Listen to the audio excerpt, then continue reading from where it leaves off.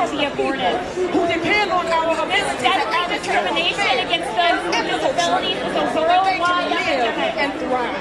Any society Individual wishes to customize what the elite deem as no a place perfect in child America or in our an ideal family is one that looks alike and is sacred right of every human being.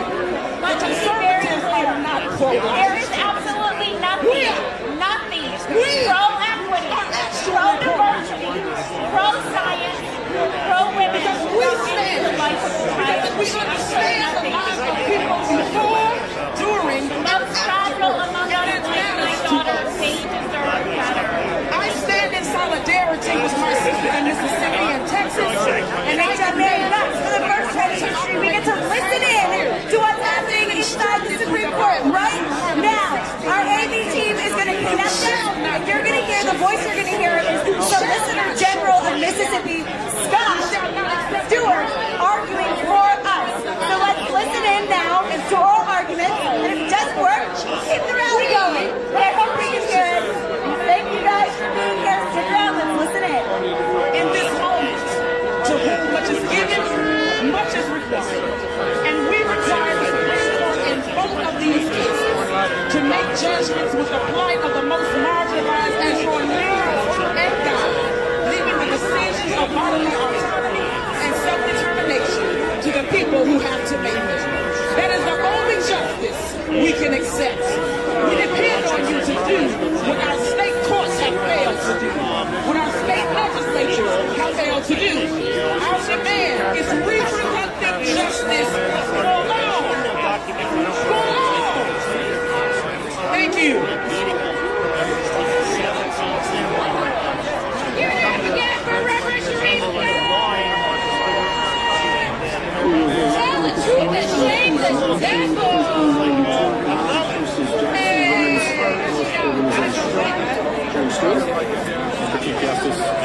Alright, so next up, where are my Jewish folks at? I don't They have no basis in the Constitution. They have no home. Shout out to our Jewish folks. They're out.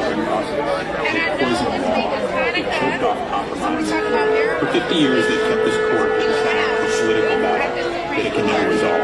So next 50 years up, on, they stand alone. Nowhere else is this court recognized.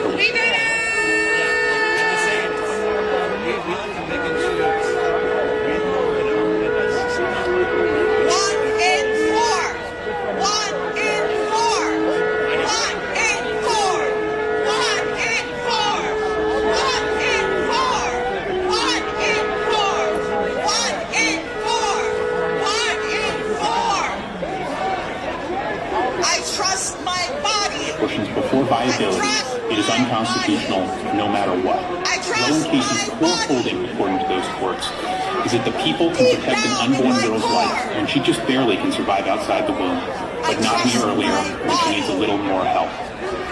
That is the world under Roe and Casey. That is not the world the Constitution promises. The Constitution places its trust in the people. On hard issue after hard issue, the people make this country work. Abortion is a hard issue. It demands the best from all of us, not a judgment by just a few of us. When an issue affects everyone, and when the Constitution does not take sides on it, it belongs to the people. Roe and Casey have failed, but the people, if given the chance, will succeed. This court should overrule Roe and Casey and uphold the state's law. I welcome the court's questions. I march here today for my life. I march here today for my children, for my sisters, my family, my brothers, my community. Why? Because the world has opened its heart of light in this morning, and I say, come out, my heart. I am feeding you. On privacy or autonomy or more specifically on abortion. Vote with me. I think whichever one of those you're focusing on, Your Honor, particularly if you're focusing on the right to abortion, each of those starts to become a step removed from what's provided in the Constitution. Yes, the Constitution does provide protect certain aspects of privacy, of autonomy, and the like. But as this court said in Glucksberg, going directly from general concepts of autonomy, of privacy, of bodily integrity, to a right is not how we traditionally, this court traditionally does due process analysis. So I think it just confirms whichever one of those you look at, Your Honor, a right to abortion is not grounded in the text, it's grounded on abstract concepts that this court has rejected in other contexts as applying a substantive. You say that this is the only constitutional right that involves the taking of a life. What difference does that make in your analysis? Sure, Your Honor. I think it makes a number of differences. One, I mentioned two in particular. One is it really does mark out the unbelievably profound ramifications of this area, which in many other areas, assisted suicide, a whole host of important areas that are important to dignity, autonomy, freedom, and important to matters of conscience. It marks it out as one of the unique areas where this court has taken that important issue to the people. It's something that implicates life, and it just, I think, marks out, Justice Thomas, how problematic and unusual and how much of a break the court's abortion jurisprudence is from those other cases. If we don't overrule Casey or Roe, do you have a standard that you propose other than the viability standard? It would be, Your Honor, a clarified version of the undue burden standard. I would emphasize, I think, as Your Honor's alluding to, no standard other than the rational basis review that applies to all laws will promote an administrable, workable, practicable, consistent jurisprudence that puts matters back with the people. I think anything happening here is going to be problematic, but I would say if the court were not inclined to overrule Casey, the choice would be undue burden standard, untethered from any bright line viability rule.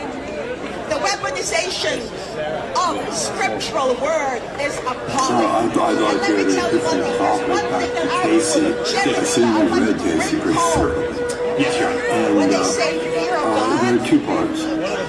One is that we just want to put that to the side. The second is an opinion for the court, not for people, but for the court. And that second part is about what stare decisis principles should be used to overrule a case like Roe. And they say Roe's special. What's special? They say it's rare. They call it a watershed. Why? Because the country is divided. Because feelings run high. And yet the country, for better or for worse, decided to resolve their differences by this court laying down a constitutional principle, in this case, with its choice. That's what makes it rare. That's not what I'm asking about. I want your reaction to what they said follows from that. What the court said follows from that is that it should be more unwilling to overrule a prior case. Far more unwilling we should be, whether that case is right or wrong, in the ordinary case. And why? Well, there are a lot of words there, but I'll give you about 20. There will be inevitable efforts to overturn it. Of course there will. It is particularly important to show what we do in overturning it is grounded in principle and not social pressure, not political pressure. Only the most convincing justification can show that a later decision overruling, if that's what it is, was anything but a surrender to political pressures or members. And that is an unjustified repudiation of principles on which the court stakes its authority. And then there are two sentences I'd like to read, because they say they really mean the court, not just three. To overrule under fire, in the absence of the most compelling reason, to re-examine a watershed decision would subvert the court's legitimacy beyond any serious question. We love them so much. And the last sentence after they quote Martha Stewart on the same their point, stories and they say overruling unnecessarily and under pressure will lead to condemnation. I feel really The court's loss of confidence in the judiciary, the ability of the court to exercise the judicial power and to function as the Supreme Court of a nation dedicated to the rule of law. Hi everyone, my That's the name opinion is Tamara of Marzuk and I am the Director of Youth Abortion Access and It's about Advocacy for starting to Youth. size this is how we approach it. And I hope everybody reads this. Just like Renee said, we are a national nonprofit that supports youth activists all over the country, fighting for reproductive health, rights, and justice. I have the privilege of working with young people, supporting one another, in building the future that we want for our communities. Most notably, I support a collective of over 400 young people, ages 14 to 24, who are committed to youth abortion access. Some bad things, and you get in the eyes of some people, and some Young good people things in the are eyes of some people. disproportionately impacted by restrictions like this one. Like Misisipi, the ban abortion after a certain number of weeks of pregnancy due to inability to travel long distances, afford prohibitive costs, and take time off of school and work. Today, I'm speaking to you as someone who assists abortion activists, but also as someone who has had an abortion experience myself. Before my abortion, I spent years as a sex educator, as a mental health counselor, and as a pregnancy option counselor. I supported countless young people in their pregnancy, regardless of what outcomes they desire or experience. When I found out that I was pregnant after graduating from grad school, I knew that I didn't want to be pregnant, and I didn't think twice about my decision to have an abortion. Was not For me, a great example the of decision simply was letting precedent stand. but what came after was more complex. I naively thought that because of my years as an educator and as a counselor, somehow I might be immune to the stigma and shame that I witnessed in so many others. But I wasn't. Even with the support of my partner and multiple friends, I worry about who to tell and how often I should share.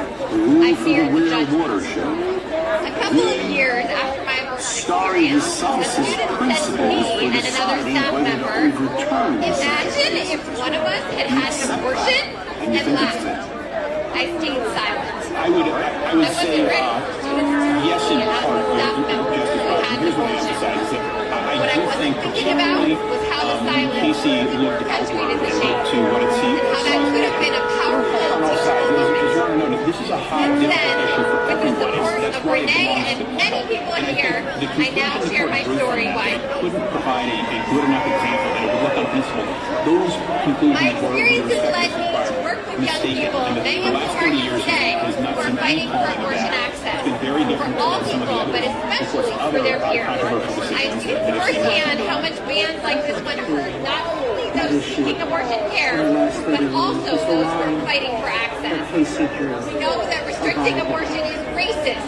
We know that it's sexist. We know that it is dissexist. It is also ageist. Abortion bans of any kind contribute to a culture of policing in the United States and restrict bodily autonomy. We know that young people, those who are black, indigenous, other people of color, system-involved, disabled, undocumented, queer, trans, and gender-expansive communities, and those who have trouble making ends meet are more likely to be criminalized simply because of the bodies they live in. And justice. No matter what happens in the coming months, young people are not going to let the right to abortion access go away. But young people should not have to do this work alone. The President, Congress, this court, state and local governments, and all of us in our communities should be supporting young people, not increasing barriers to the care that they need. Let's liberate abortion for young people and for everyone! The newest ban that Misisipi has put in place, the 6-week ban. Give it up for The Sarah Senate Napkins for you! We're doing it because we have new justices on the Supreme Court. So, first off, Constitution survive the state that this creates in the public perception take like 3 nice steps back. Constitution and are just political acts. Tamara's just I don't see how this what's actually going to happen Casey should talked they get about their when way we talked about is that black leadership and brown people decision. are going to face Some of criminalization them, for their brown pregnancy. versus And actually, black education, it's not going to face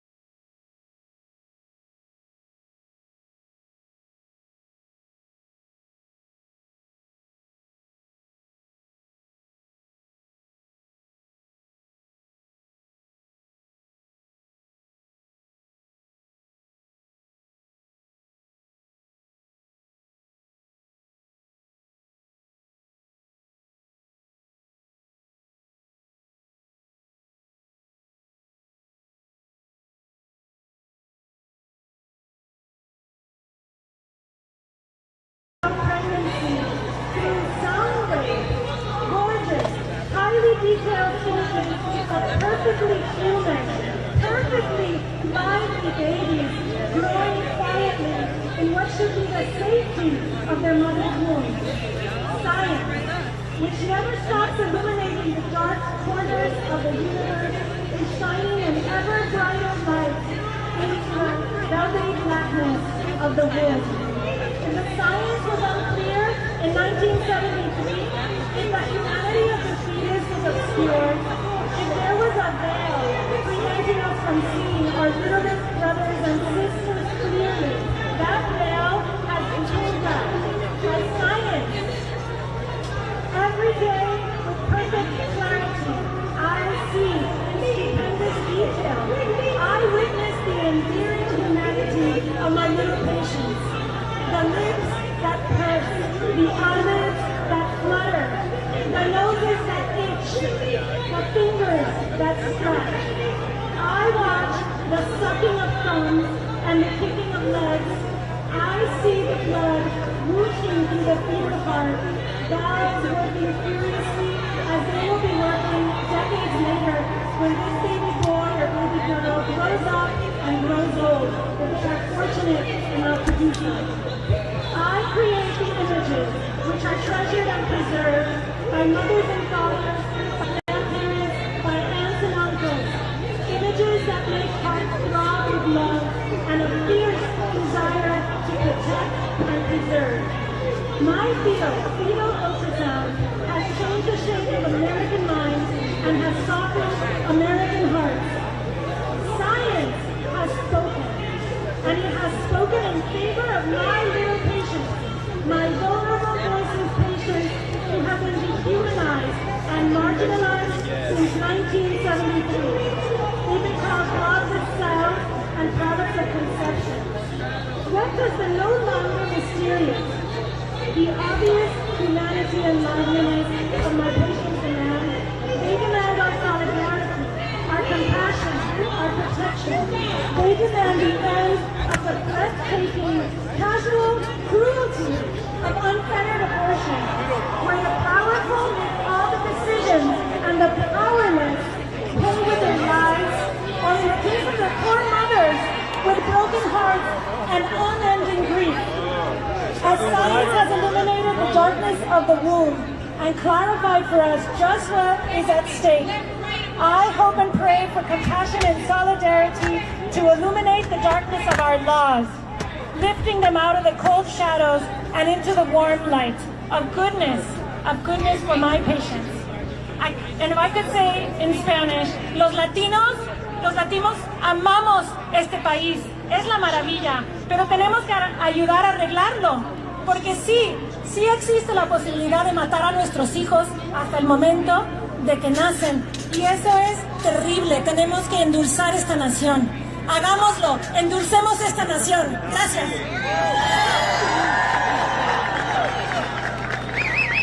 Thank you. Our next speaker is Melanie Israel, policy analyst at Heritage Foundation. All right, good morning, everybody. What a great day to be here out in front of the Supreme Court. Y'all, Roe versus Wade is one of the most controversial decisions in American history. After nearly half a century, it's still unsettled. Why is that? It's because the result of Roe and the means that this court used to get there have been profoundly damaging to our society and to our Constitution. After all, nothing in our Constitution's text supports a right to abortion. Nothing in its structure, nothing in its history, nothing in its tradition. The role of this court is to interpret the Constitution, not ignore the Constitution, and impose its own policy preferences. But that's what happened in 1973. What about Americans' policy preferences? Let's talk about that. This court tried to lead America toward a radically permissive abortion regime, and our country largely hasn't followed. Most Americans don't support the very abortions that Roe made legal. They don't support a regime of abortion on demand through all 9 months of pregnancy for any reason whatsoever. They find it shocking that we are only one of 7 countries in the entire world that allows elective abortion after 20 weeks. We're in the company of countries like China and North Korea. Americans find that shocking. Americans across this country know that our law should protect innocent human lives and everything else. You got the ninja stuff. I feel like if you get one of those, it's a certain horse. And that's more than 1,000 life-affirming laws since 1973. In part, that's requirement of conscience rights, protections, medical professionals, separate towards tax dollars, let people know funding abortion activities. But this court is working to keep the state or life-affirming policies that protect women, that protect unborn children, and are rooted in modern science. Roe is vague. Roe is unworkable. Roe is unsettled. And it's long past time for this court to make a constitutional correction. That's right. It's time for this court to correct that grave error. And we will continue to work to empower women and promote life. Thank you. Okay. Who here has heard of National Right to Life? Please welcome Carol Tobias, the president of National Right to Life, to our stage. Thank you, Allison. This is a great day, and I'm honored to be here with you as we are important days of America. America needs to know what is being argued in this case today. So I am going to read the opening section of the Mississippi law under debate. Be it enacted by the legislature of the state of Mississippi, this section shall be known and cited as the Gestation Age Act. Legislative findings and purpose. The legislature makes the following United States.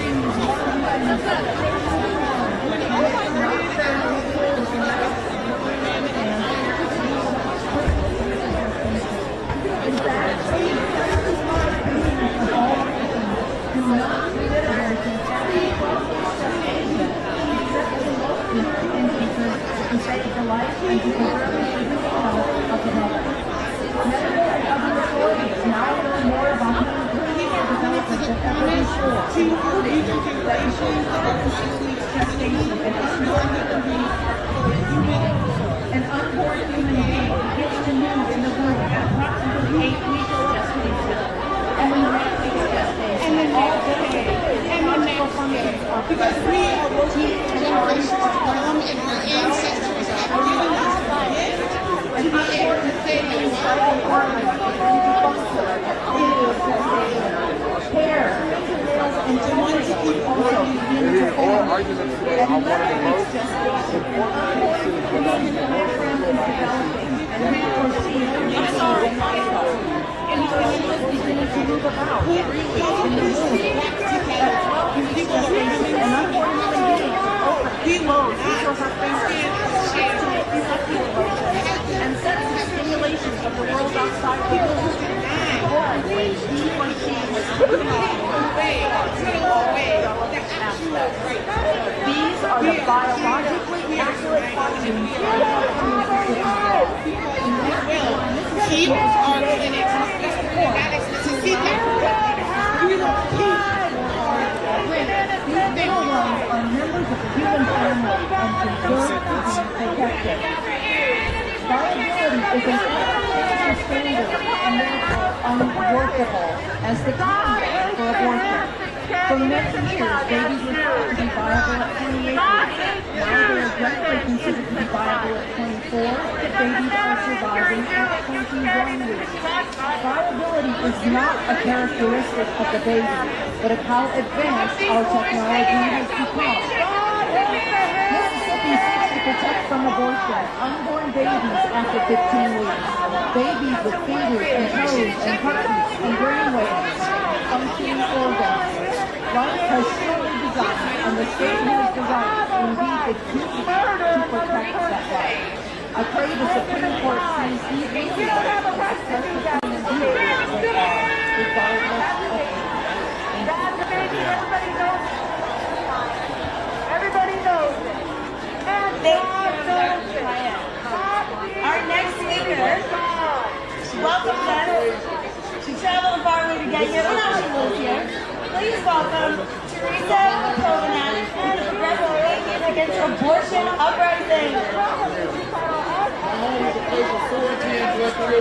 It's POW, the Progressive Anti-Abortion Uprising. 48 years ago, the justices of this court unleashed a horror that has brutally taken the lives of over 62 million American babies. The injustice of abortion relies on two monumental lines.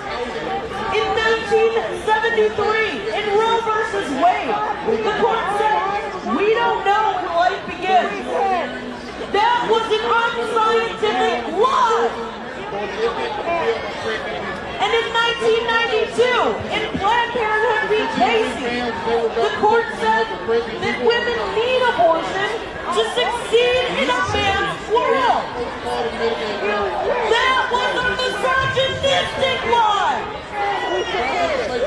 But today, December 1st, 2021, life-affirming people from across the political and religious spectrum, including progressive atheists like me, have hope. Because it is never too late to expose the truth. Now I need you guys to repeat after me, and I want you to give it all you got. Expose the truth! Expose the truth! All right, now I'm going to say the names of the justices, and when I say their names, you say, expose the truth! Justice Barrett! Justice Kavanaugh! Justice Gorsuch!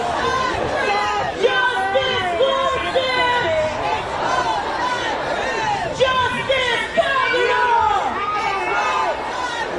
Justice Kagan! Justice Sotomayor! Justice Alito! Justice Breyer!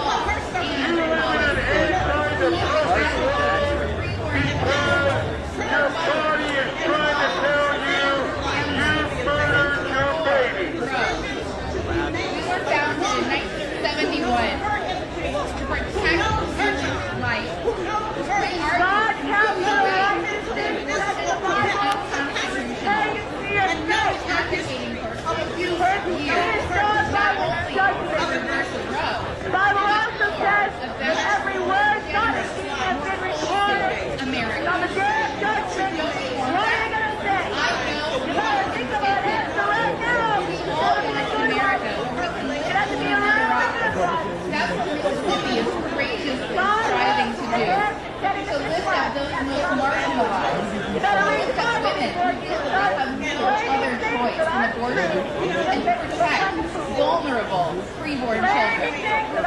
Mississippi is lifting up women, and they're lifting up children. This Supreme Court, the most powerful political body in America, has wrongly marginalized the most vulnerable, powerful. Mississippi Wade wiped out America's pro-life laws from code to code.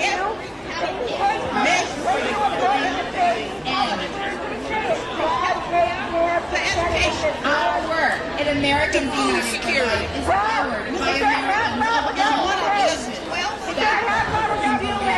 And all of this uphold Mississippi's common sense laws. And not only that, we stand with Mississippi's courageous plea to reverse Roe v. Wade. We all know that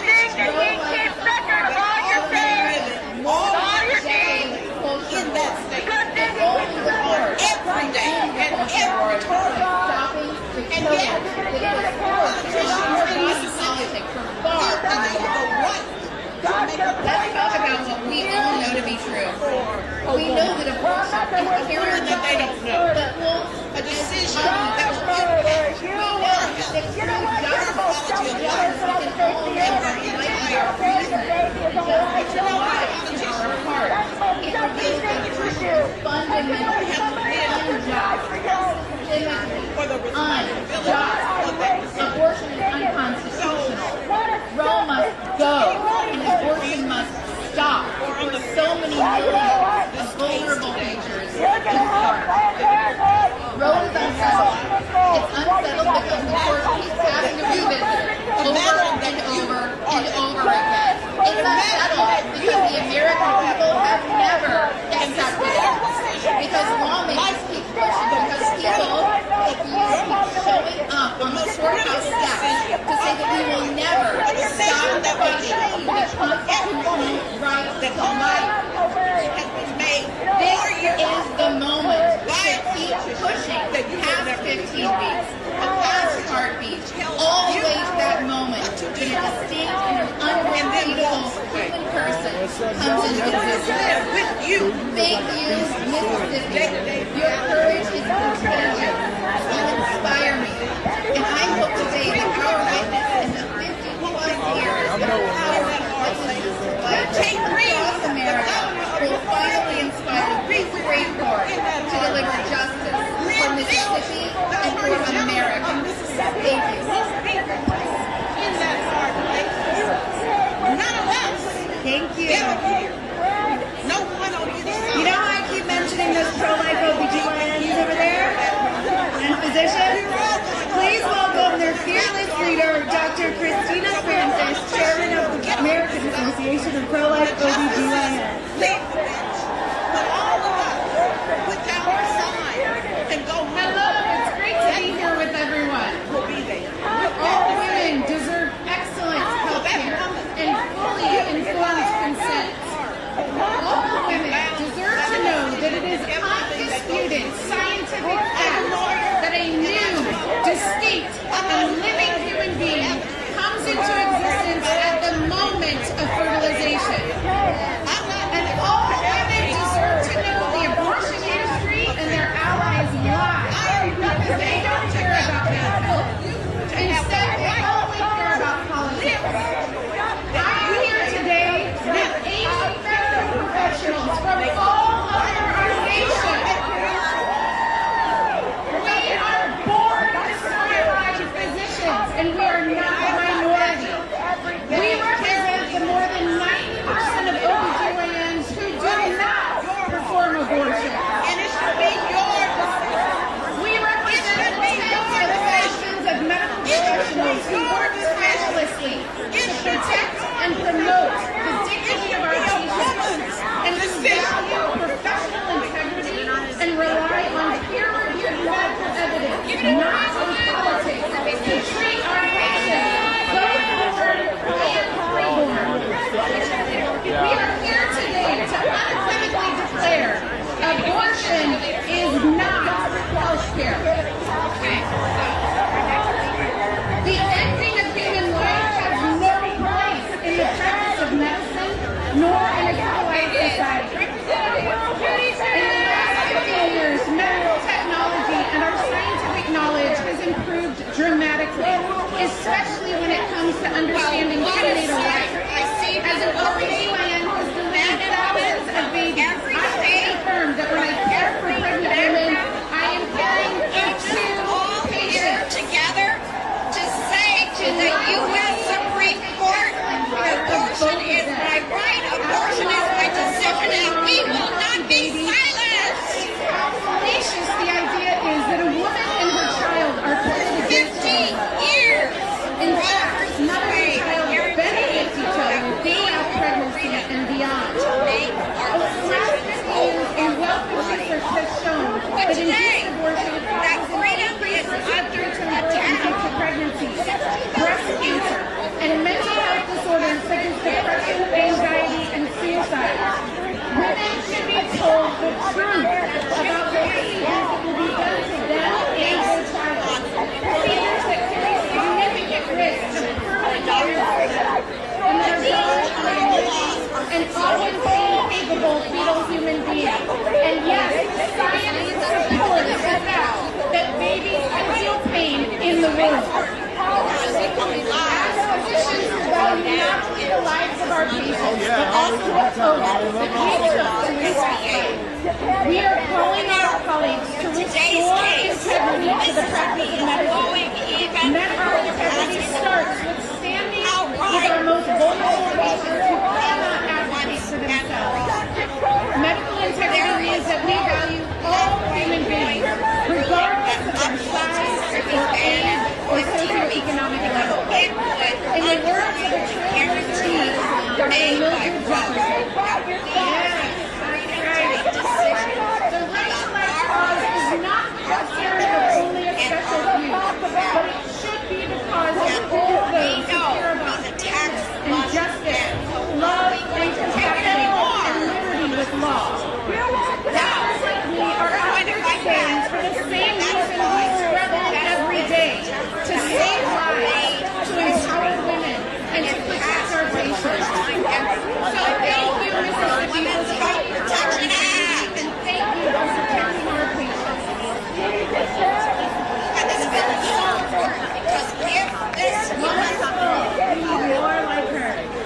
Our next speaker is Laura that we have to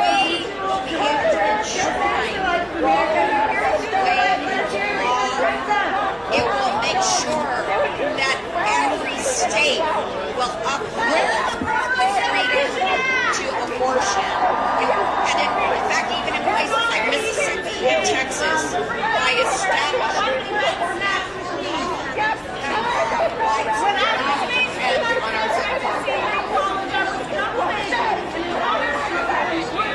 because otherwise, the sad truth is this. If you are white, wealthy, and well-connected, abortion will always be available to you.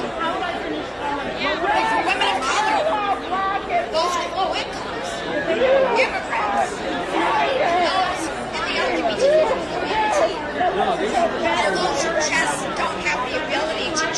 to a state like California where abortion is legal.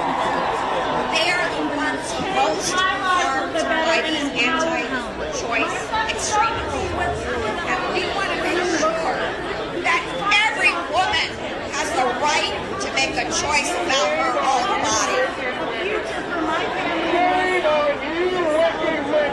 So now, the Senate must act as well. And in fact, Senate Majority Leader Chuck Schumer has already announced that he will bring the Women's Health Protection Act up in the Senate. As President Biden said he was signing into law, we need voices like yours to make sure this happens. We need women to pass so that no matter what happens behind us, abortion remains safe, legal, and accessible. So let's raise our voices so loud they hear us everywhere, from the courtroom to the Senate across the street. Let's protect our bodies from radical right-wing politicians who would dare to make decisions. Let's fight for everyone the right to access safe, legal abortion, regardless of their zip code. Let's pass the Women's Health Protection Act. Let's make sure there is freedom of choice for everybody in this country. Thank you very much.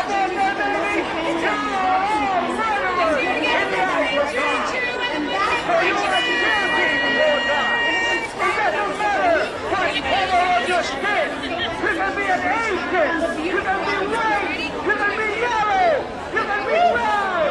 Abortion is murder in the eyes of God. And you're going to stand ready and almighty God and the greatness, all the greatness in your hand. That have an abortion, anyone to do. That is partial issues. You guys are sick. Sick in the head. All the way to hell. If you don't get fire of the Holy Ghost, then you will burn in hell. And your mother and the innocent baby. Let's celebrate every birthday. Do not abort your baby. Your baby has a right to celebrate her birthday just you have. That's the Christian thinking. That's the Christian women. Brainwashed by the liberals. Brainwashed by the feminists. It is okay to abort and baby. You're going to stand before God. Whether you like it or not. God is going to take your mind. And a lot of you already have made this practice because you're going to handle the guilt and the treatment of getting it right. And a lot of you women are suicidal. You need Jesus. You need God in your life. God is going to destroy your life. This is the warning for your women. Bunch of murderers. According to my Bible, yes, we can stop you are a baby in prayer, and you're going to save the baby. whether Save you the like it or baby. not. Save the baby. Time to get right with the Holy God. It's time playing along with God. It's time honoring babies. Do not listen. You're a liberal, feminist, demonic, Christian women. Professor at the University of St. Thomas School of Life. Holy God! You better start reading the Bible! You better start hearing Holy God! Because if you know the real God, you're going to cry out in hell!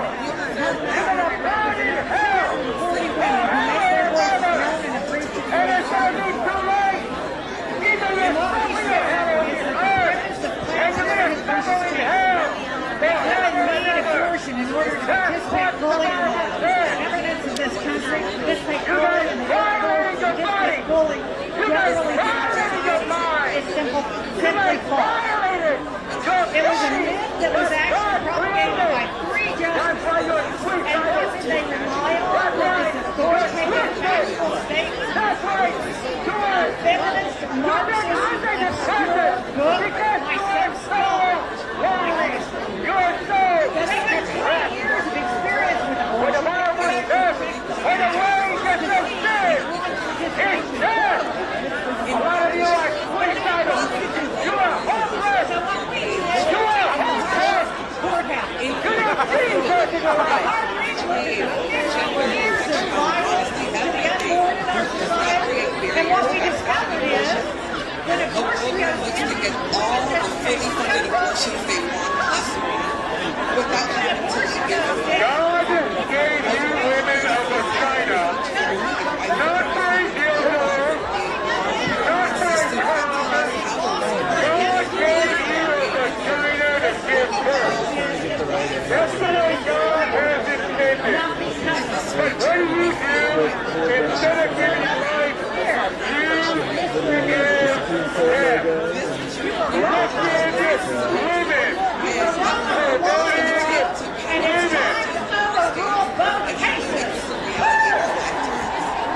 Protecting or codifying the role of non-gender.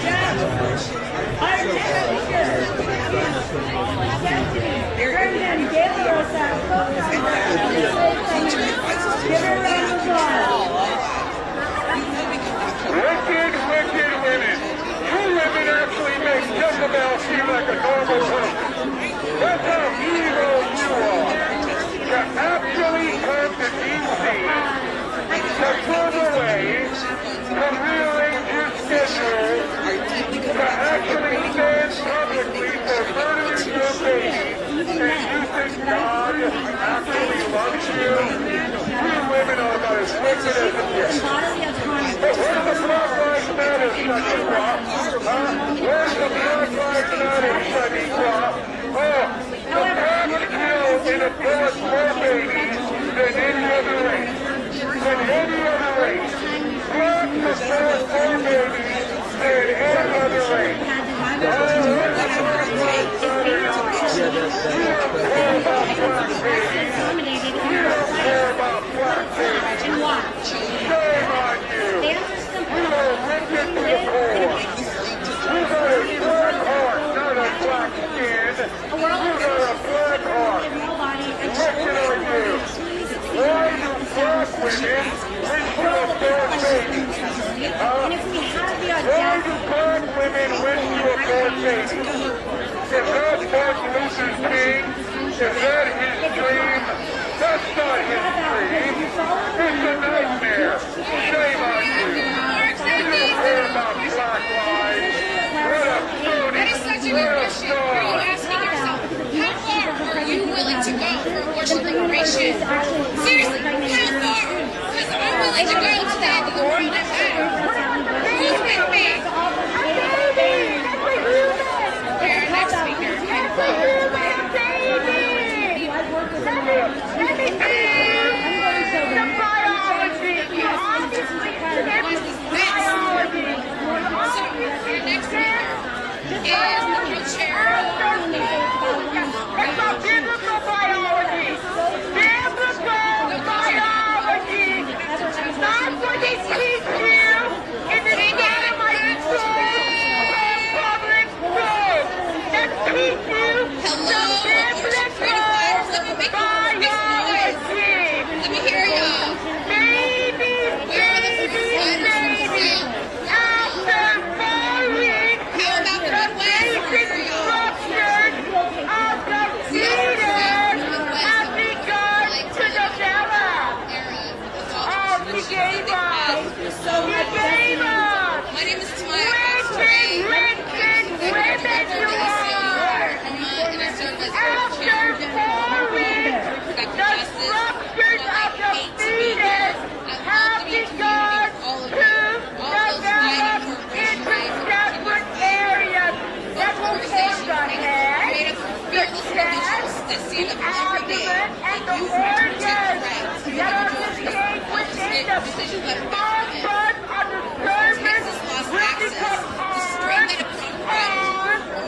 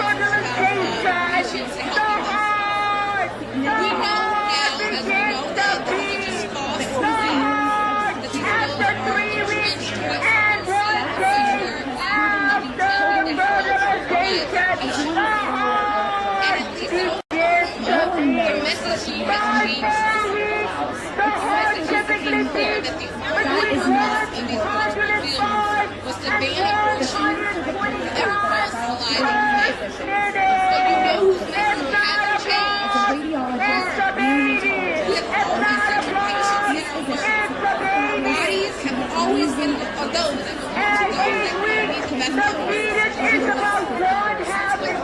hasn't changed, is that we trust people to make the best care. Those purposes are for them. Continue to and our bodies are never up for debate. It does not change who we are. We haven't forever. Still, regardless of what decision comes out this morning, we will continue to work as hard as we want to do and to ensure that ultimately the people of the rest of the country get the abortion that they need, and most importantly, the abortion care that they deserve. And that is after 8 weeks, girls. It's a baby. It's not a blob. It's a baby. It's not a blob. The digestive tract and sensory organs begin to develop. Those starts to replace H2, stay down. Yeah, I want to bring out my homies, Houston, Hoochie, come show up in the H-Town there. Why kill your own flesh and blood and these murderers, killers, abortionists, kill the baby to live, live by live. They rip it out of the mother's womb, live by live. The baby's crying. Don't kill me.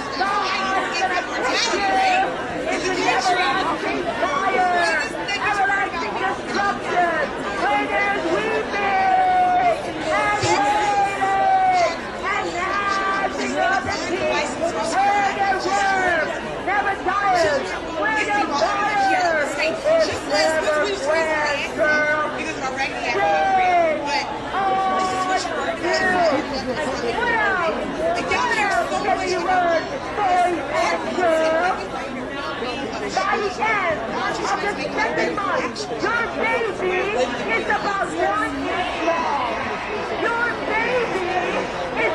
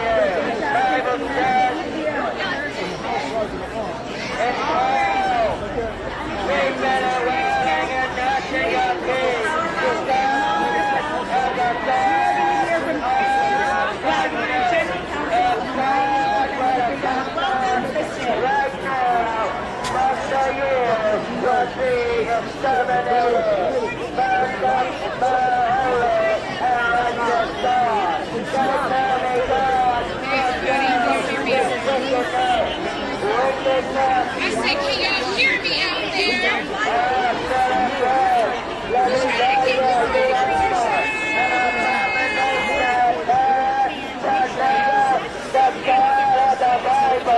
The Bible says the wages of sin is death. I tell you, my friend, God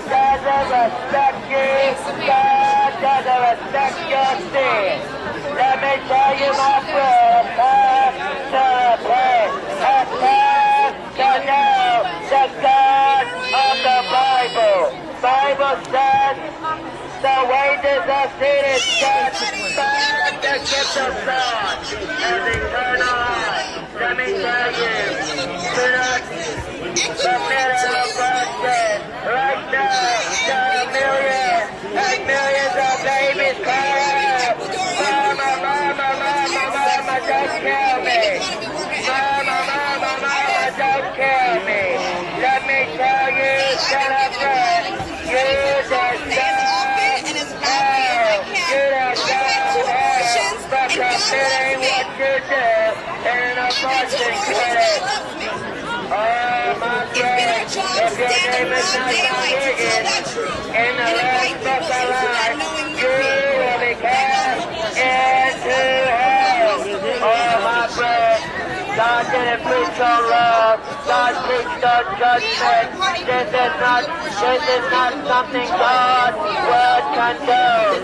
God would not condone abortion. You know what God thinks of America? He thinks of it like Sodom and Gomorrah. And the Lord did this to your sin. Your sin will send you to hell. That's why God called us down here to warn you. Repent, sinners. Repent and believe the gospel of Jesus Christ. Bible says to believe on the Lord Jesus Christ and thou shalt be saved. God doesn't love those that serve innocent blood. God does not condone you abortionist in heaven. Oh, celebrate, you need to trust in Jesus Christ. You need to come and get born again. My friend, your sin today and the sin of this world will lead you to hell. Again, more hard and more heavier because another sinner went to hell. Love won, my friend. Love is not love. Love won. And love is the objective of your sin. Justice has separated you from God the Father. Don't think the God of the Bible is pleased with you. Let me tell you, my friend, you need to come out of that lifestyle of being an abortionist. I tell you, my friend, God is not pleased with this nation because it has separated itself from its first love. America is nothing but nuclear and it needs to turn back to the God of the Bible. Bible says without salvation, there's no nation. We have a nation of saved people in the hell. That's because of your public and your government is sending people in the hell. That's right. Don't think that the Bible is a conspiracy theory or just an ordinary book. Now let me tell you, my friend, God is holy. And God doesn't love God's sin. He is against sin. And He is against abortion. Oh, sinner. That babies and women. That babies got a heartbeat to live. And when you murder, God will murder and what they do and to hell. Oh, sinner, what you call in the head of all your sins. Oh, sinner, pray. If you are pro-life today, why don't you preach about it and not pray about it? Why don't you promote it instead of praying about it? Why don't you preach on this subject? Oh, my friend, babies and babies are crying out. Babies and babies are crying out. If God just opened up our spiritual eyes to see it, you would all want it. You would all receive still do it, you wouldn't even care. If God told you all the innocent bloodshed, if God told you all the babies about abortion. that have been murdered in America, you would not care. You would not care about a holy righteous God. Every And intervention that holy righteous God, He judges the wicked night and day. He judges the wicked night and day. Spread the word. Night and day, there's an abortionist in hell. Night and day, there's an abortionist in hell. It's time for you to repent. Time for you to know that the God of the Bible, not the God of the Christian Bible, but the God of the Bible, that's been in America for 400 plus years. God does not care. Abortion is a human right, or the You say majority. God does not care. Well, let me tell you, my friend, God is looking at you, and God Without a commitment to the liberation of carrying children all and this job thing you for commit. people. And at the end of the day, you deserve hell. Your ticket is hellfire. My friend, today, you need to turn to Jesus Christ. In the beginning was the Word, and the Word was with God, and the Word was God. The God and the God, yesterday, today, and forever. Let me tell you, my God never changes. Like mankind, there at the Word. Let God be true, and every man a liar.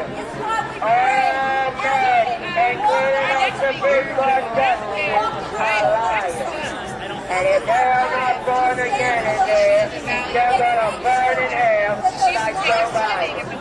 Gonna burn in hell like Nancy Pelosi. Gonna burn in hell like Chuck Schumer.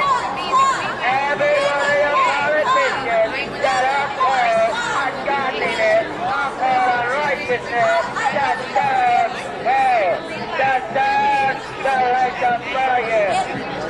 They deserve to hell. My friend, it's time. It's good enough. It's time to know that God of the Bible, in the beginning, God created the heaven and the earth. God created the human being into existence. God created Adam from the dust of the ground and breathed life. And that's what God did. God breathed life to a mother from birth of son, a birth of God. My friend, today, you need to come to Jesus Christ. Let me tell you, my friend, I pray today that your conscience will turn to the God of the Bible. My prayer is that God will show you what it's like to be in hell, so that He can convince you to turn from this wicked world, to depart from this sick world, and to turn to Jesus Christ. Turn, my friend, Jesus or the devil. Every man that does Lord, all right. Will not enter to the kingdom of heaven. You can cry out to your God, for your God that is hell. He's not listening to your prayer, wicked. He's not listening to your prayer, you abortionist, you son. God, this is the prayer, and get great.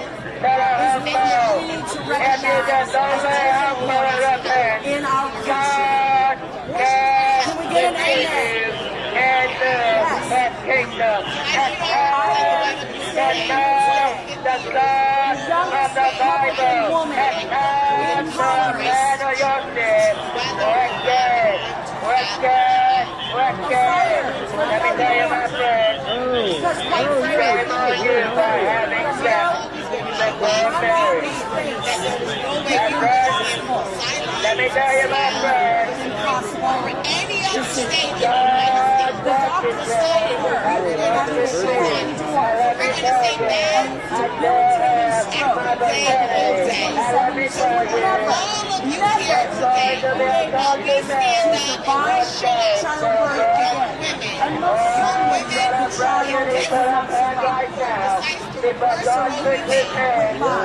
women who are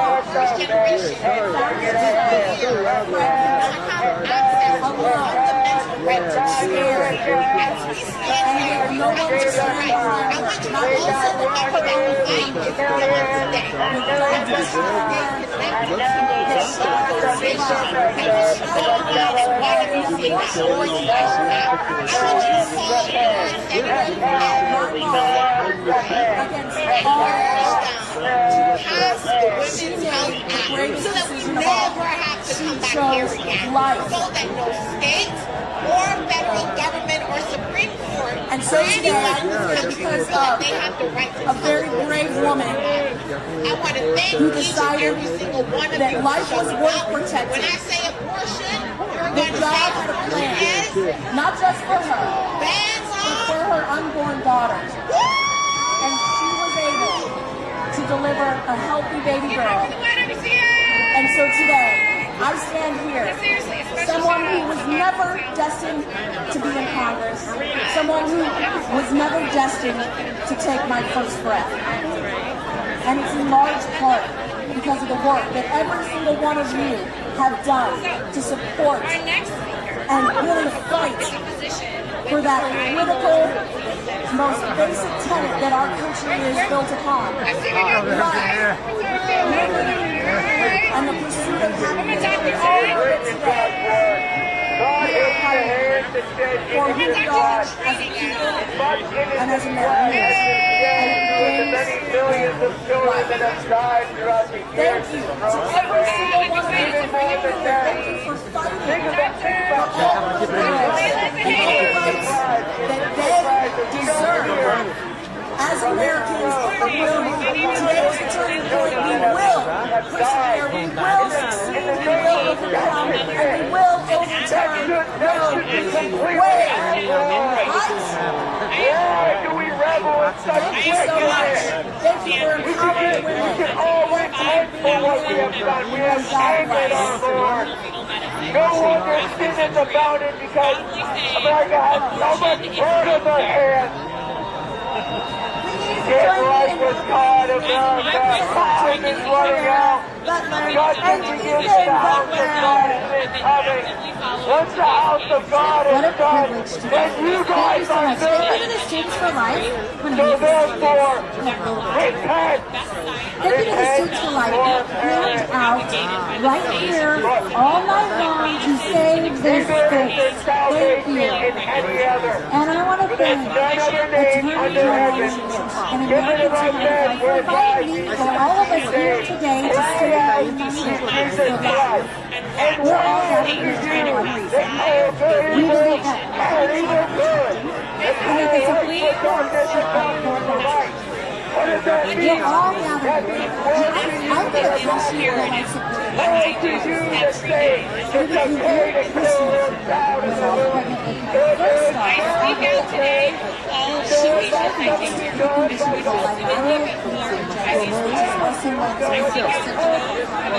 And it means that we can use one adopt, which what they told us was she would use this kid, or if I chose to carry her, she would secretly at birth because her lungs are weak. Doctors told us that our unborn baby would be 100% certain. No one was and we will definitely segurei, aí depois eu tirei a mão assim, que mexei o dedo, mas tá tudo aberto, velho. Você viu o osso? Não vi o osso. Mas dá pra ver pele, velho. Não acertei o tendão, mas acertei um pouco de então, por aqui assim, ó,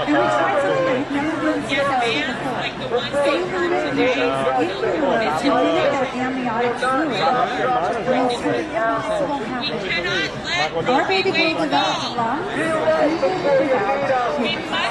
Through divine intervention and some amazing courageous doctors who are willing to take risk, we have to take seriously that miracle, our 8-year-old Abigail Rose. She's a happy, healthy big sister who says someday she's going to be the boss of women's work. Look out, Speaker Pelosi. Let me take a moment to say specifically, if you're going to be should I invite? I want you to know something, that Jesus loves you, and he's still doing work. Now, if you're watching this info that is I want you to know that Jesus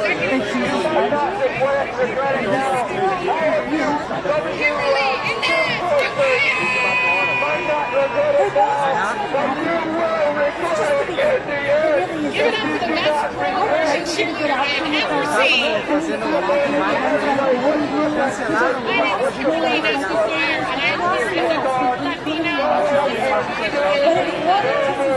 morning, we must also do something else.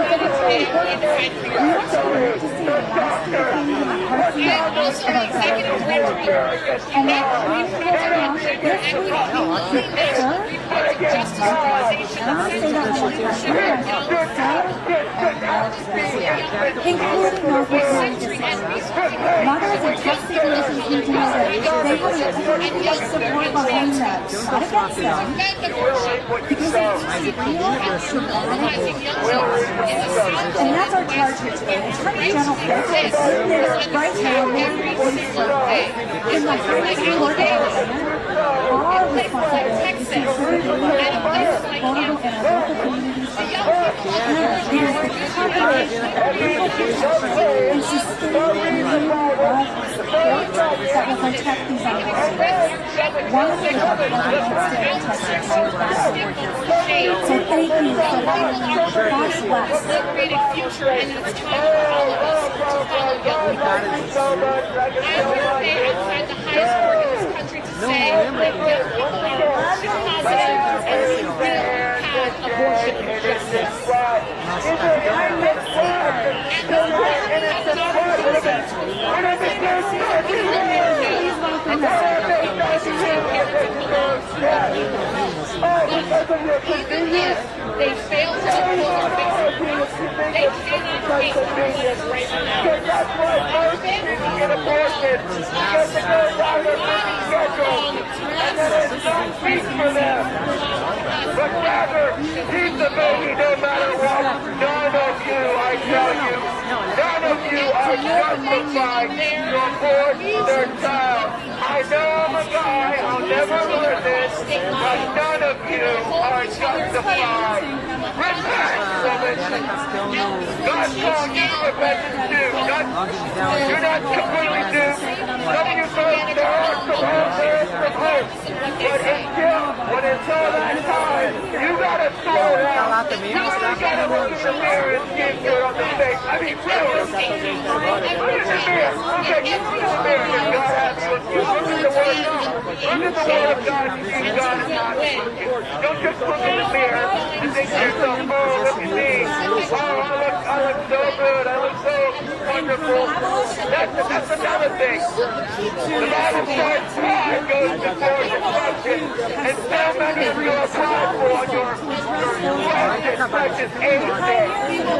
I tell you what, age is the judgment of God. And you should revel in that. You should all not revel in that. And you all lost your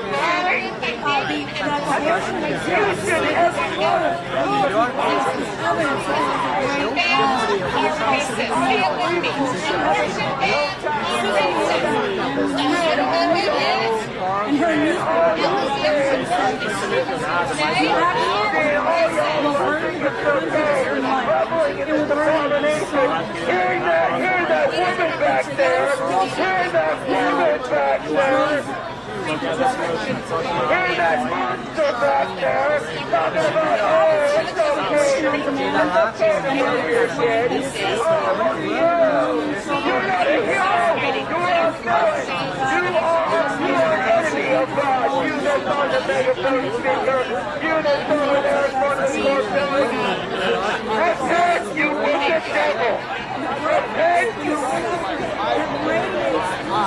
Dale caído. Yo no caí, mas todo mundo cai.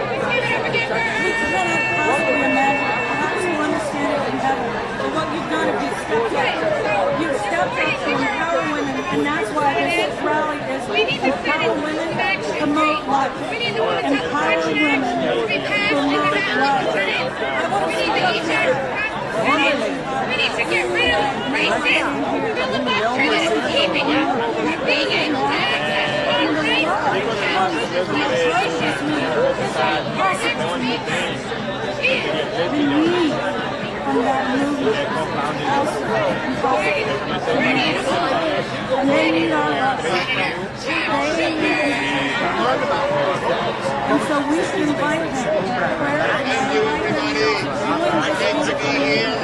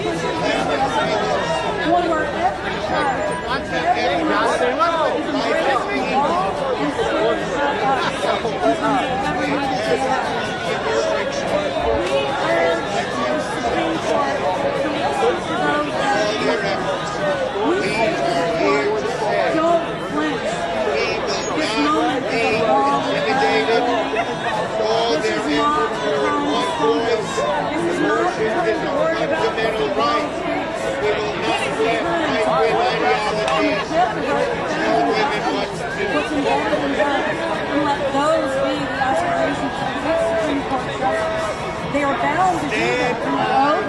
We beg that they not respect bring the Women's Health Protection Act I'm proud to to the join floor the of the Senate for a vote. An incredible champion. And all the modern standard bearers of authentic freedom. We will not back down. Most Americans want to keep Roe v. Wade. Most people are in the minority. We're not going to let them control women's rights. Standing for the marginalized. Standing for truth. We're going to let Republicans undo women's right to choose. Thanks so much. We going to stay quiet and make try to turn back the clock. We're going to give up our waiver with the voting next time. Striving, fighting, preserve I don't know if you remember this, but you get to vote in pro-life representatives if you so choose, and we're so glad that they are here today representing us. Let me introduce to you Representative Michelle Fishbach. Senate Majority Leader Chuck Schumer. We're going to take this fight all the way to the Senate. We will protect abortion access, no matter what this court says. So, they're getting louder because here's why. They know one of the weaknesses of stories on this historic day. So, today is very important as a free director of the Board is not working. We testify storyteller, and she just testified for what these bullshit 6-week bans. Please welcome to the stage, Stephanie Pickett.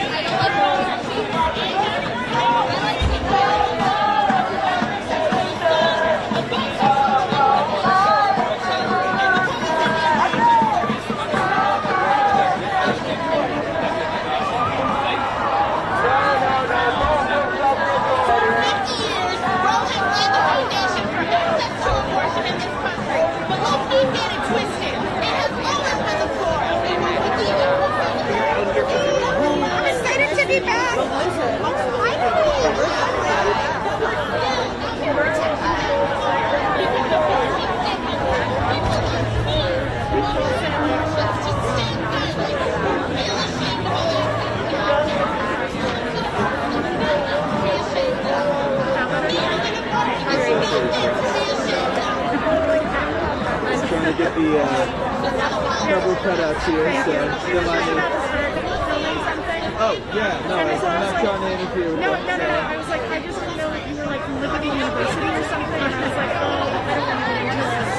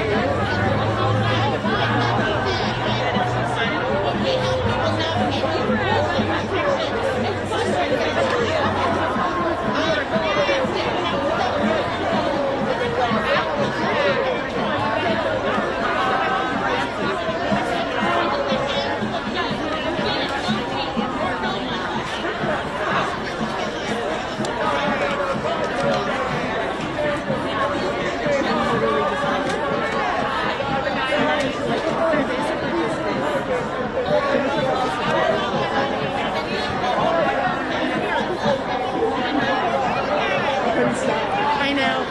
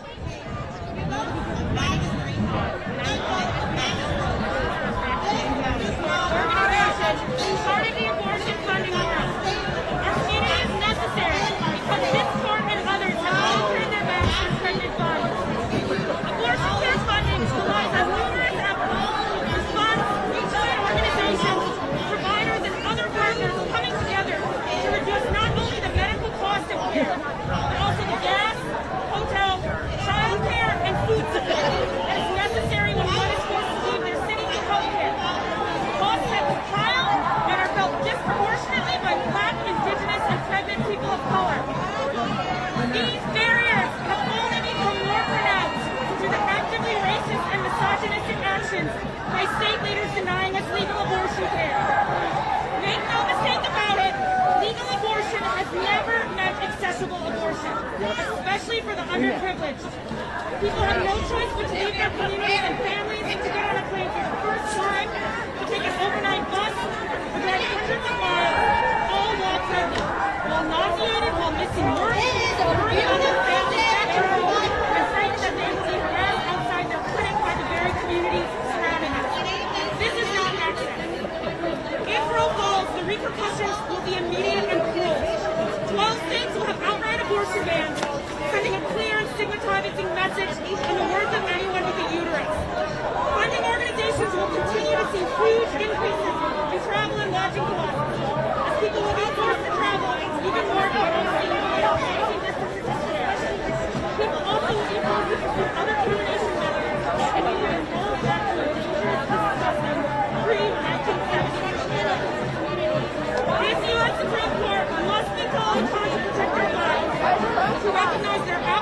duty and singular duty in preserving our autonomy and basic human right to health care. To listen to and trust pregnant people in knowing their needs. Abortion is a human right.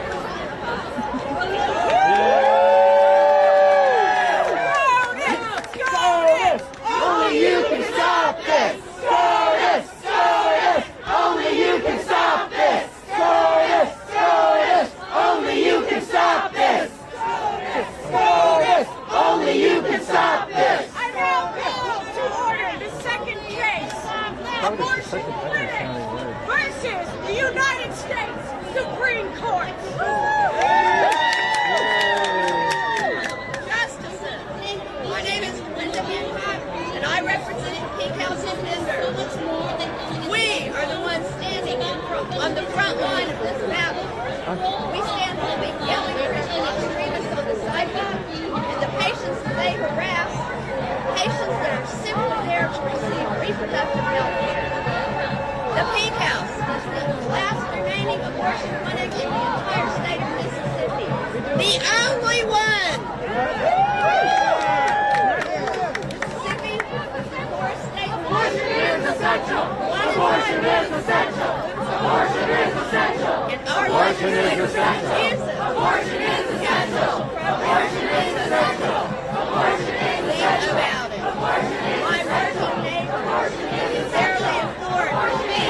Children they already have. Those children, if they have the money to buy somewhere else to access abortion care, like well-to-do people do, please don't say that's an option for others.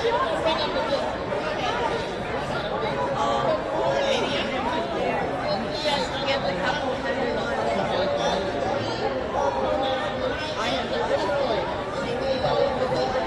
and arrive in Jackson on a Greyhound bus.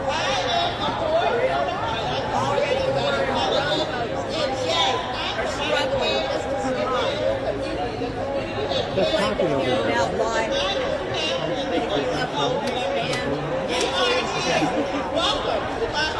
No, not everyone. However, no one should have the right to control another person's body. No one. I especially want to address Justices Barrett and Kavanaugh. Y'all were appointed. We were terrified that your votes would be influenced by your own personal agenda. I challenge you to prove us wrong. Show us that you really are what it says in the court justice. And strike down the clearly unconstitutional ban. The whole world is watching. The whole world is watching! The whole world is watching! The whole world is watching! The whole world is watching! The whole world is watching! The whole world is watching! The whole world is watching! Only you can stop this! SCOTUS! SCOTUS! Only you can stop this! SCOTUS! SCOTUS! Only you can stop this! SCOTUS! SCOTUS! Only you can stop this! I call to order the third and final case. People who need abortions versus the Supreme Court. Like Rose and White, it's like Hello, my name is Moji Alarodeo, and I'm with Abortion Access Front. We are Abortion AF. Some people right over there like to say that nobody wants to have an abortion. But when I needed abortion, I needed a fucking abortion. When I had an abortion, I was lucky in many ways. I live in New York, I have a very supportive family, and when I told my mother I was pregnant and needed abortion, she supported me entirely in making decisions that was right for me. And later in life, when I was ready to parent and I told my mother I was pregnant, she supported me in making the decision that is right for me. I'm here today because every single person who needs an abortion, regardless of income, regardless of state you live in, must be able to get one in their community in a safe and dignified way.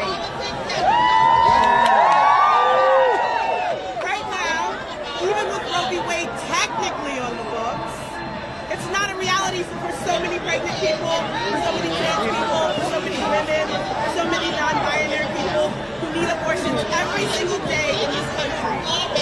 This Supreme Court, this current one, has allowed policies that force pregnant people to travel literally thousands of miles to the nearest clinics. We're not talking about trekking to the best barbecue spot in Texas.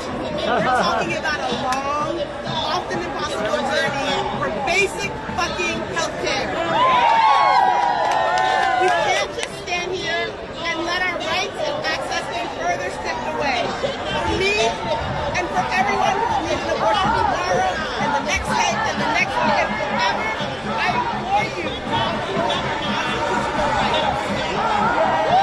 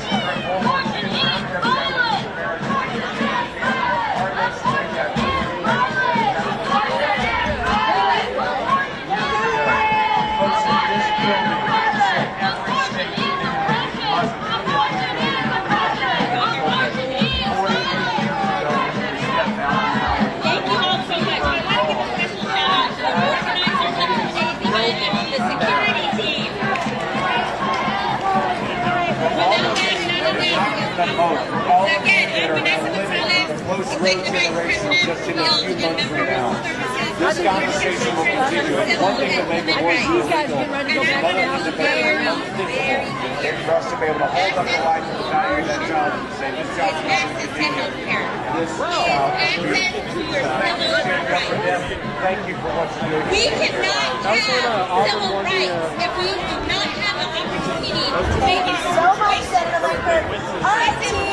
Oral arguments have to be we are just waiting for the visual of Attorney General Lynn Fitch to come out. And when she does, okay, I need all sides in the air. And we're going to chant the sign here. Empower women. Intersectionality tells us that if you do not vote, you will not be able to take care of your family.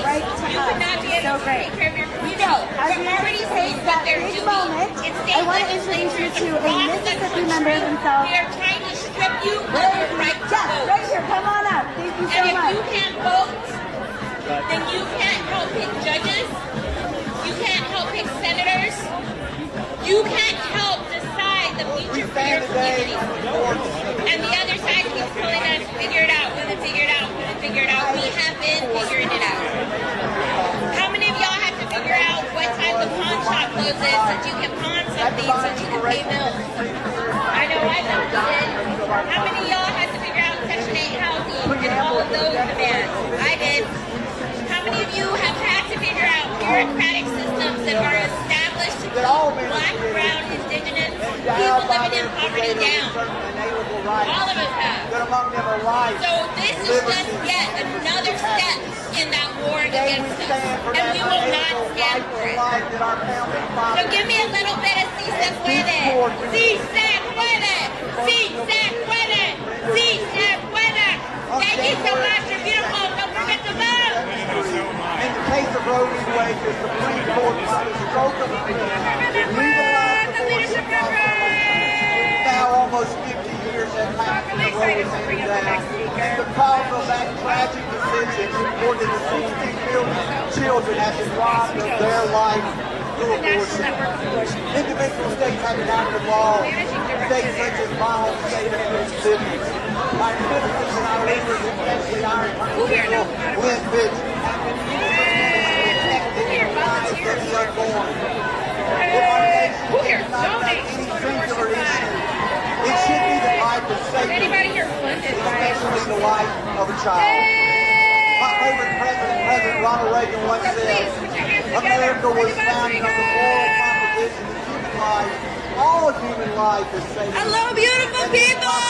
The bedrock of our national I am life. Demas Rigosha, the managing director of the National Network of Abortion Funds. We are 80 grassroots local organizations funding abortion and building power in service of our moral right to make our own pregnancy decisions. Who's here from an abortion fund? God's word tells us that we have Yes, love to see it.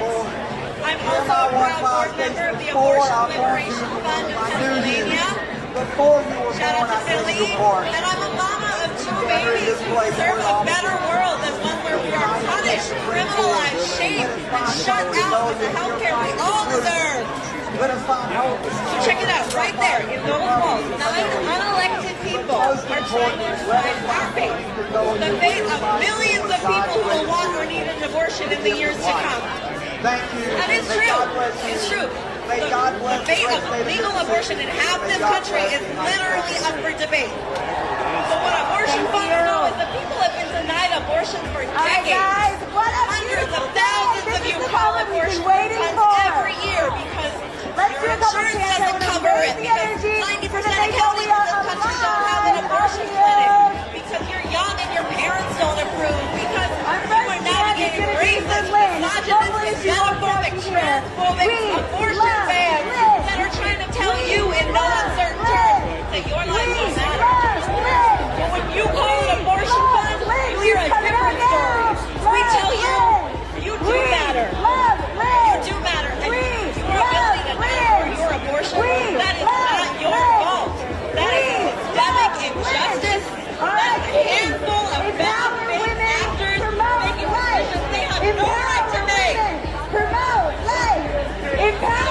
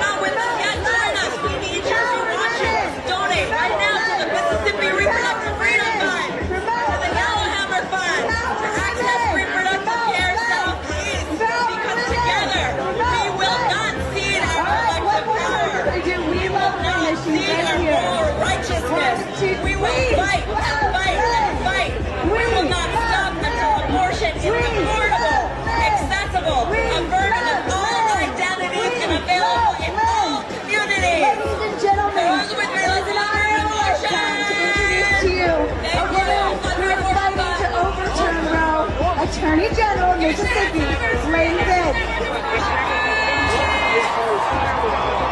Okay, our next speaker, I really need y'all to like really put your hands together. So she's another person here. She made headlines recently. Well, first she made headlines when to represent St. Louis.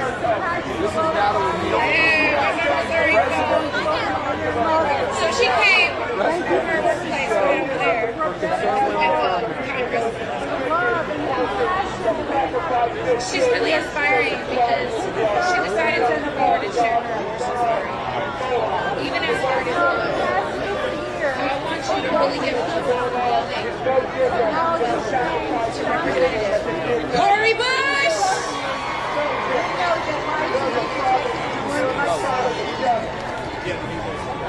Change the roles of men and women have been altered. The workplace has changed. All the deposits are much easier for women to manage their professional life and their success at home. But society has... You know, there was something that we used to say out on the streets when I was back out on the streets of Ferguson during the uprising. We used to say, whose streets? And the response was always our street. And so as we stand in front of this place, and the question is, whose court? Whose court? Whose court? Whose court? Whose court? That's right. And so we got to remember that. We got to put that back in their faces, that we are the people and the court belongs to us. So again, my name is Congresswoman Cori, and I'm here as the St. Louis Congresswoman. I am a pastor, I'm a nurse, and I'm a lover of liberty, and I'm a lover of justice. So much so to when I was young, I was raped, I became pregnant, and I chose to get an abortion. I know many of you heard the story, but that's why I'm here today with all of you to declare that abortion care is a constitutionally protected human right, and we are demanding that it stays that way. So why are we here? Justice. What do we want? Justice. And when do we want it? Why are we here? What do we want? And when do we want it? So justice, that is what this building is supposed to represent. Notice I said supposed to represent, but the history of this court hasn't always lived up to that. From the abolition of slavery and the ending of corporate greed, from community, from immigrant rights and LGBTQ rights and reproductive freedom, for too long we have had to fight for our basic rights. We have had to put our bodies on the line to demand freedom that belongs to us already. Today we're here to say there is nothing just about a far-right Supreme Court determined to oppress us. There is nothing just about a far-right court that perpetuates harm on black and brown people. There is nothing just about a far-right court that reinforces human rights abuse. And that's what this is. It's violence. It's violence. It's abuse. It's a crime against humanity. Let me say that again. It's a crime against humanity. Mississippi's 15-week abortion ban will Thank you very much. Thank you, Liz Biggs. Is she a great representative of women? Is she a great representative of the state of Mississippi? Freedom isn't up for debate. Our basic rights are not up for debate. So I'm here to say that this building can't get it wrong. This building cannot get it wrong. What they need to know is that we are powerful. We are powerful. This movement is powerful. And no, we won't back down. We We to the won't back legislators of down. Mississippi We and won't drive back them to zero. down. This could be. Too many lives are on the line. If My wife is here. of mostly white She and I have 8 judges grandchildren. single-handedly chooses to This is a rewrite our picture nation of our youngest grandchild. pregnant people, Julia pregnant people, Vaughn pregnant people, Whitmer. pregnant people, A 21 pregnant people with in our most marginalized this baby, communities this will die as a American direct baby result. deserves And this won't protection. stop with And Texas. that's what we're about today.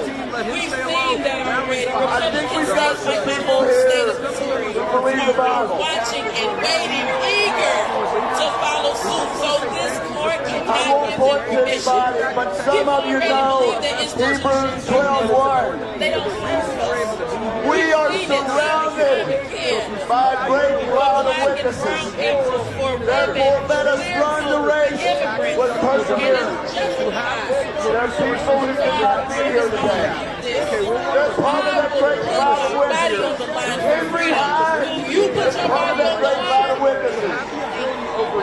Susan B. I will put my Anthony, reputation and my name on the line. You put your reputation and your name on like the Harold line. Volker, Nino Scalia, part of that great cloud of witnesses today. For justice, will you put your My colleague Jay Dickey of Arkansas is part of that great crowd of We want witnesses. freedom.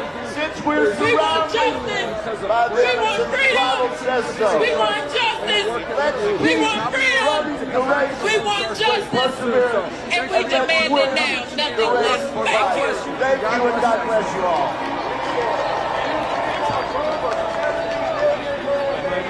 Keep it going for Congressman Corey Bush. Okay, so some of y'all saw that oral arguments are over and our lawyers have come out of the When you were court. typing Mississippi in social media today, it said, So if you can see, M-I-S-S-I-C-P-I. right over there. Thank you to our teacher. I Julie, think it is now to send Mississippi Highsmith from the great state of Mississippi. Thank you so very much. You know, today I'll look out here. I cannot be prouder than being from the state of Mississippi today. What a great day for our state. I'm looking at a lot of women out here today. We're all Esther's. We're all here for a time such as this. And we are played up. It has happened. This So is I don't our know about day. y'all, but I needed I have the great Corey honor. Bush, right? I needed it. I needed it in my soul. I needed it, right? So, they said, when it was mini, I'm on my feeling right now. And they were unfortunately very good. But I couldn't be more thrilled to be here at Trina today. I want to thank you for being here. I also want to make sure that everyone gathered in Mississippi today knows we stand in solidarity with them. Let's give a lot of love to Mississippi. So loud they can hear it in Mississippi, in Jackson. That's why we're here. That's why we're here. So much.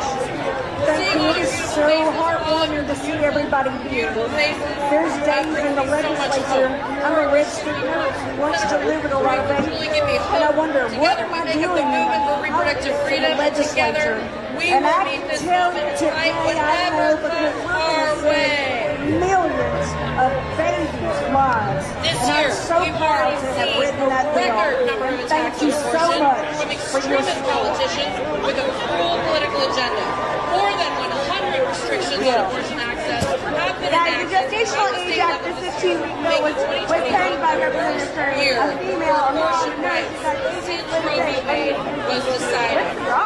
They are determined to We're doing interfere with great. personal decisions, the decisions we make My with little our girl, my families, belly's doing great. decisions I know we're getting that close to lunch, extremist so I hope you're politicians doing okay. have no place in. We're so excited. We have a couple more speakers. Stick with us, guys. I'm so grateful for Mr. Trent Kelly is joining us next. Anti-abortion movement for decades. Thank you very much. White, Let me patriarchal just power, say, no life is our matter most the precious cost. gift from God.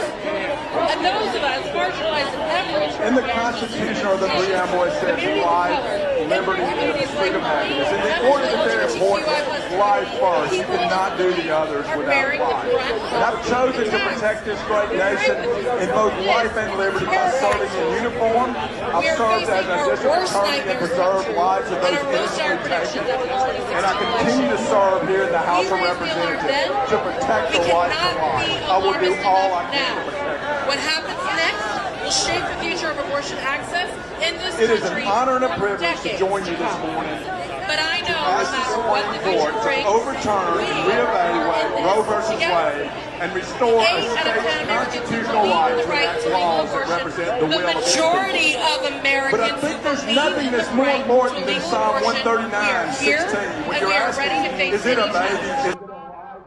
K-E-L-M as in Mary, A-N as in Nancy.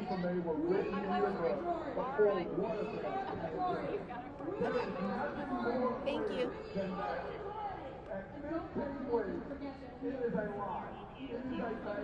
I have sworn an obligation to protect that. It is not right to take that. I hope our Supreme Court follows the science, follows the technology, and follows the law of the land and the law of God, and they understand that 15 weeks is a right, not someone's choice to take. With that, I thank Attorney General Lynn Fitch, who's my friend, my entire Mississippi legislature, our governor, and everyone else involved. Lynn Fitch is the right face and the right voice at the right time. The whole time of Roe v. Wade. Thank you, and God bless you all.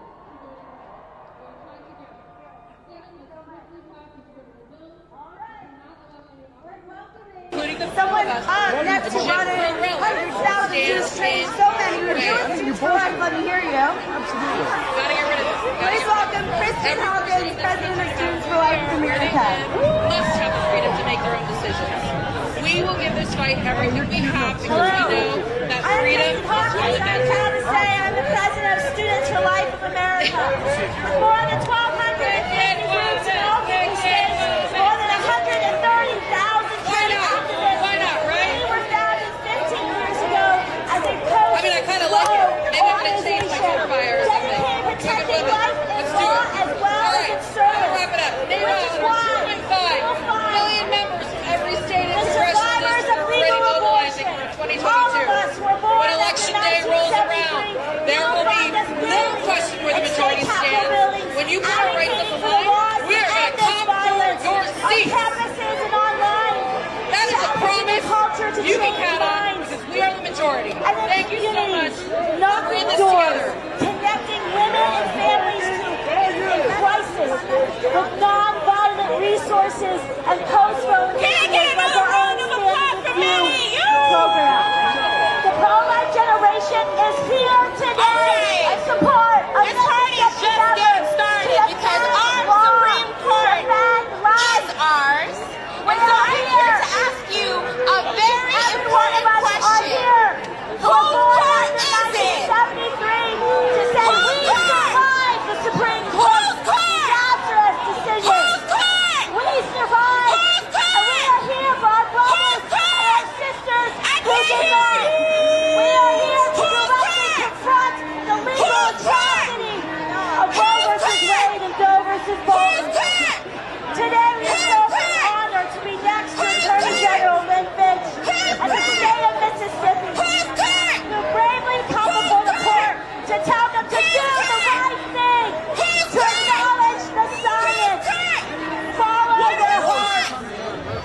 Thank you, A.G. Fitch, for having the courage to fight, for having the courage to stand. Thank you for helping us to confront the flawed legal foundation of Roe, Doe, and Casey. Earlier this year, Students for Life and Human Coalition Action filed an amicus brief here at the court. We, the pro-life generation, argued, we stated, we adamantly reject any pretense that women must rely on abortion to further their circumstances or life. As the head of an organization primarily powered by women, many of us moms, we are a working generation of women who've been most targeted by the abortion industry. I've witnessed the misogyny of Roe and Casey decisions and the lies the abortion industry tells women that we cannot succeed without sacrificing our children.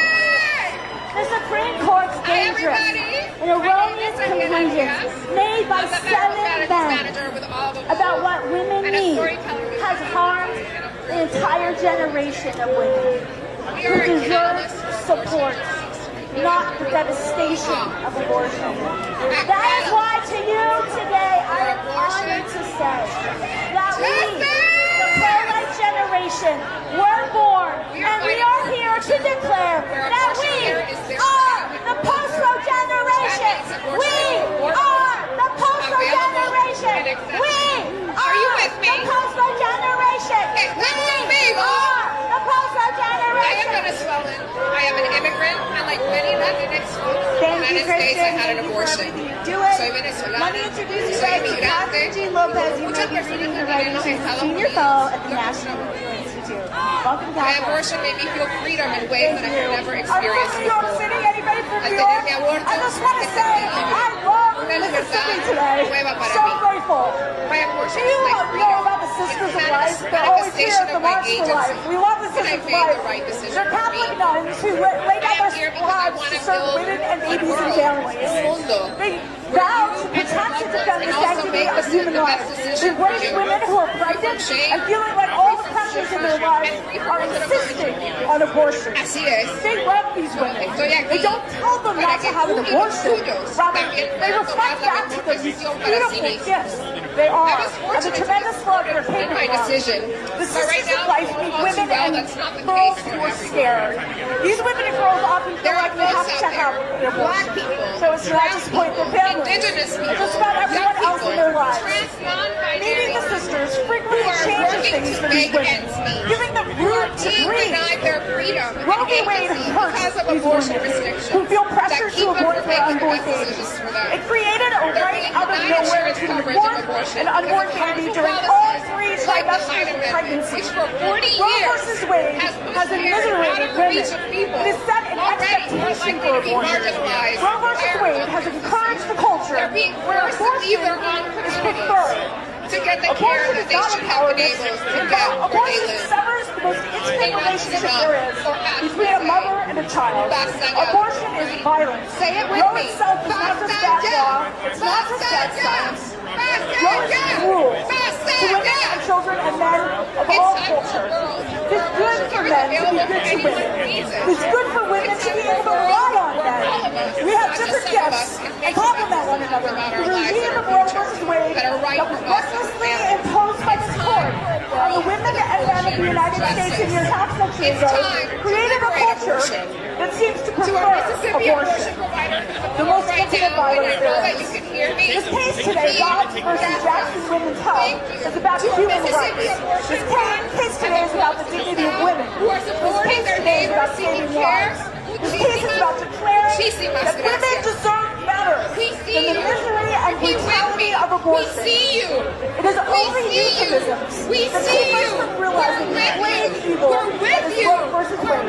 We pray today that the court comes to its senses, does the right thing, and puts an end to Roe v. Wade, which is a real war on women, moms, and their children and families.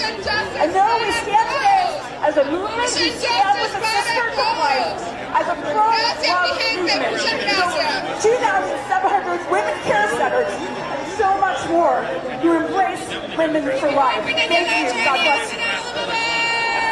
Thank you. All right, pro-life movement. Attorney General Elizabeth loves you so much.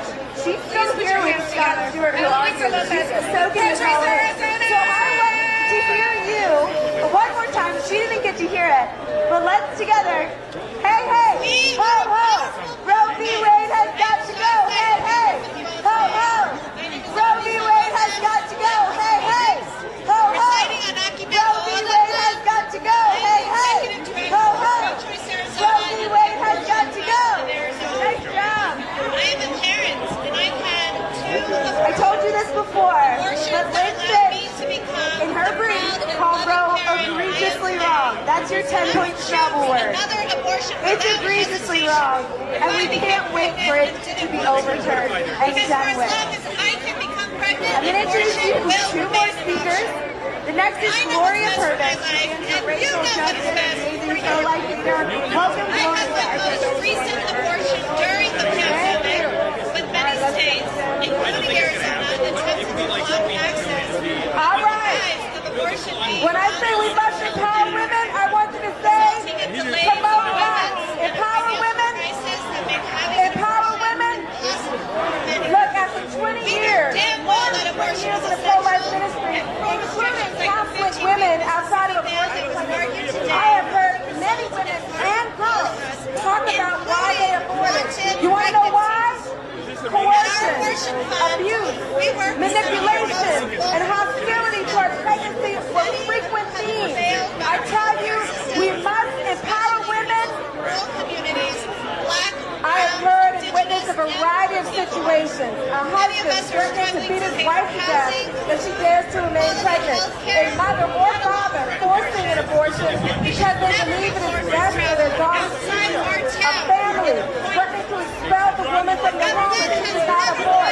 A boyfriend offering marriage in exchange for the abortion and then dumping the woman after the abortion.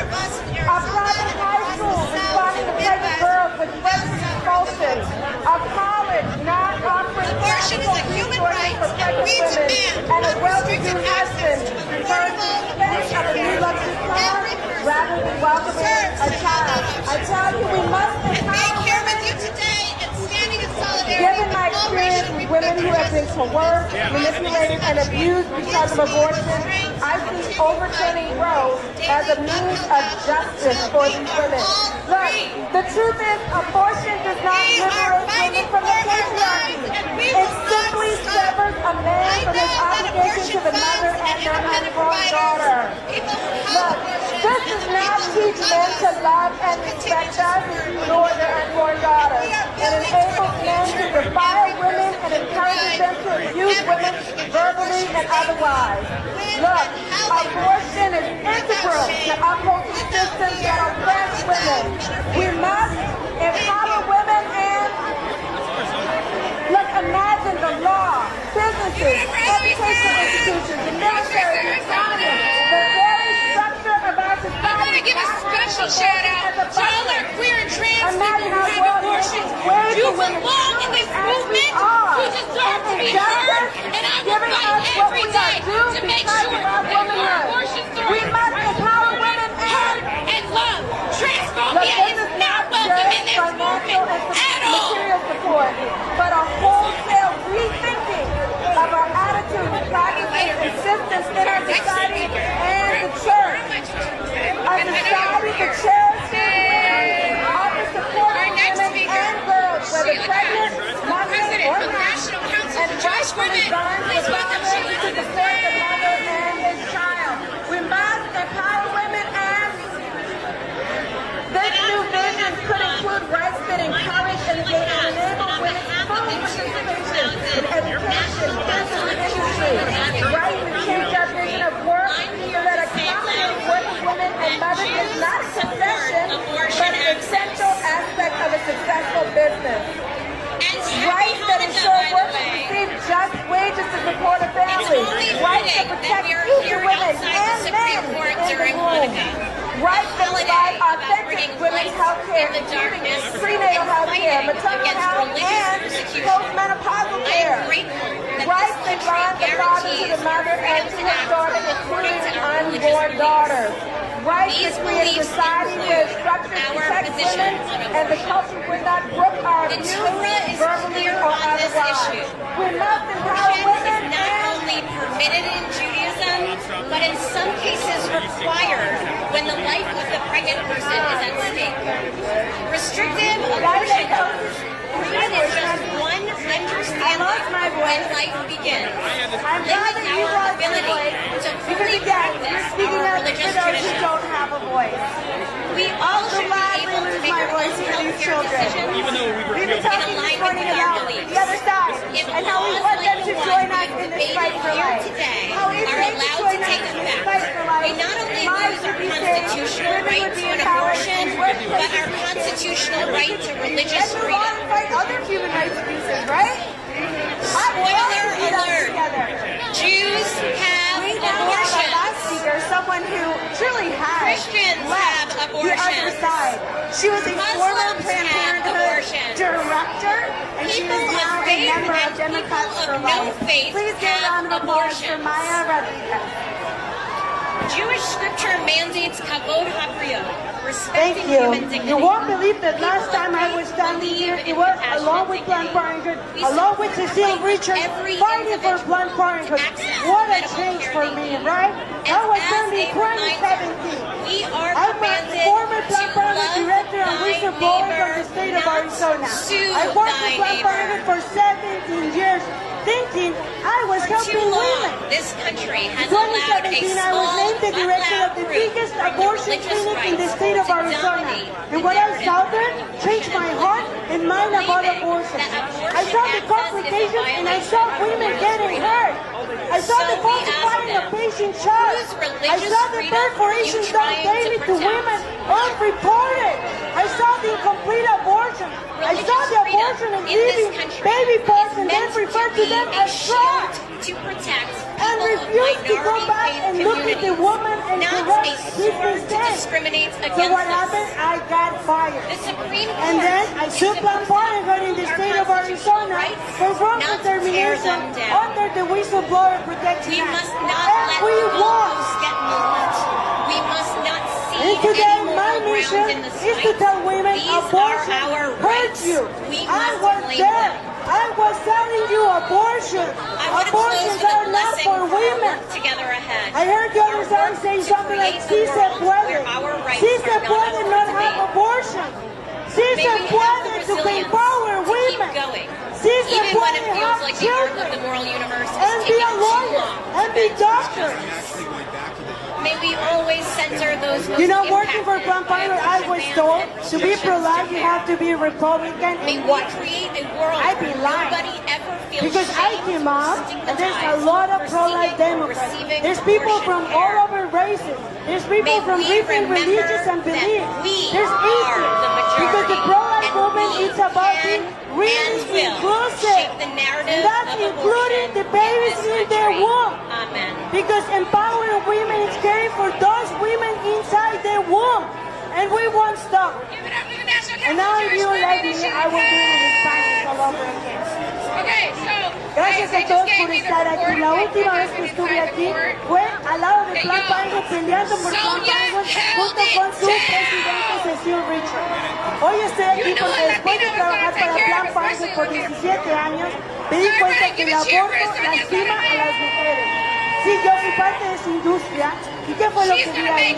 Cómo las mujeres eran perforadas, cómo las complicaciones no eran reportadas y cómo el abortista fallaba en su trabajo y dejaba partes de los bebés a las que él se refería como basura dentro de esas mujeres.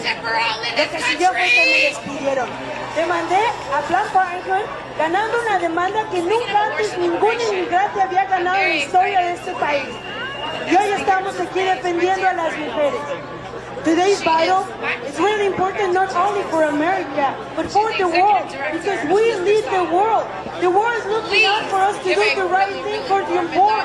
They are hopeful that we will turn off Roe v. Wade so they won't get abortion in their country, because Latin America don't want abortion. They don't want to kill their babies. Latinos, we like big families. That's who we are. That's our culture. Going to a party or something with you all, we but don't here we want are. that. We Doing want what to we be gotta do. families. It's Because our we know culture. what we gotta do. Thank you so much. Y'all still for feeling that being right out here. there? Thank you so much for supporting Now you the also work, know you and can't thank you have so no much for Southern black woman empowering come up women. here and not try to put something on the mic. So can y'all repeat after me a little bit? Can y'all sing a little bit with little sister today? We must fight for freedom. All right, ladies and gentlemen, that is the end of our program this morning. Give yourselves a round of applause. The real OGs, you stuck it out the whole time. Now listen, this decision is likely to be handed down this spring. So keep these deliberations in thought and prayer. And we're going to try to put a little bit more Your work energy here, into that, no all matter right? what, has We just must begun. fight for No freedom. matter what the court decides, we continue to fight for life, right? We must fight in for our communities, justice. to our families, to our friends. It can be something as simple, guys, as posting on social media that if you ever find yourself in an unplanned pregnancy, I'm there for you. You might be surprised at what all right, y'all did pretty good. I want to make sure that you are connected. Follow the organizations here. Get involved. Get plugged in. This is a big year. And if the court does the right thing, we've got a lot of work to do, and we're ready to do it. I know you are. And showing up in the midst one of more round of applause. All sides up for an amazing morning. I want to give mad love to the freedom fighters in Mississippi today. We're going to keep giving love to them on the ground, doing their thing for their community. Thank you, guys. We are here because of them. We don't have to go home, love back to them. But we got to get out of here. So take a sign, take your trash, and I'll see you soon. Keep fighting for life. And for each and every storyteller that came up to tell their story in the midst of it all, as we are seeing all of this come against us, their bravery, their ability to stand here and tell their stories is powerful. It is revolutionary. So can we give a round of applause to every single storyteller who has given their story on this platform today? I want to make some complaint to y'all, just in case you didn't know, that this fight for abortion justice is a fight against white supremacy. There is nothing more, quote-unquote, American, is it, than black folks and folks of color having to fight to survive in this damn country. We know that these particular laws impact our communities, black folks, indigenous folks, folks of color. Y'all, it takes us over, and it takes over our communities in such a detrimental way. And so it takes us moving our leadership to the front in this moment to ensure that our communities are heard, that our voices are heard, that our experiences are heard and seen, and we're going to have to continue to do that every single day until liberation is ours, good folks. Now, our bodily autonomy is central to our liberation. If our freedom to make decisions about our own health and bodies are denied, we as a people are not fully liberated. And I don't know about you all, but I am interested in seeing liberation in my life. You guys stick around. We're going to have another hour of a rally. My name is Brian Kemper. I'm the Youth Outreach Director of Priest for Life. And I'd like to introduce Father Frank Pavone. Without shame and with dignity, to be able to parent our children in healthy and safe environments, to have the bodily okay, brothers and sisters, we have had the arguments in the court. We need to continue in anti-abortion laws attitude are of not prayer. pro-life. I really want They're to continuing snatch their rallies. that word We're from going to these people continue who are on. trying to hold on to pro-life. Because We they are haven't had not much pro-life. singing here today. These anti-abortion And you know, laws there's are not a song pro-life. They called are Spirit of the Living God, pro-white supremacy, fall good afresh people. on That's us. what they are. And we can sing Spirit of the Living God, fall afresh on them, on the court. And I'd like to do both of those things. I want to ask you to extend your hands to the court. Black folks and folks of color are upholding a system that shields. In that ancient gesture of calling down the Holy Spirit, let's extend our hands to the court. All right? Are y'all all right with that? Spirit of the living God, fall afresh on them.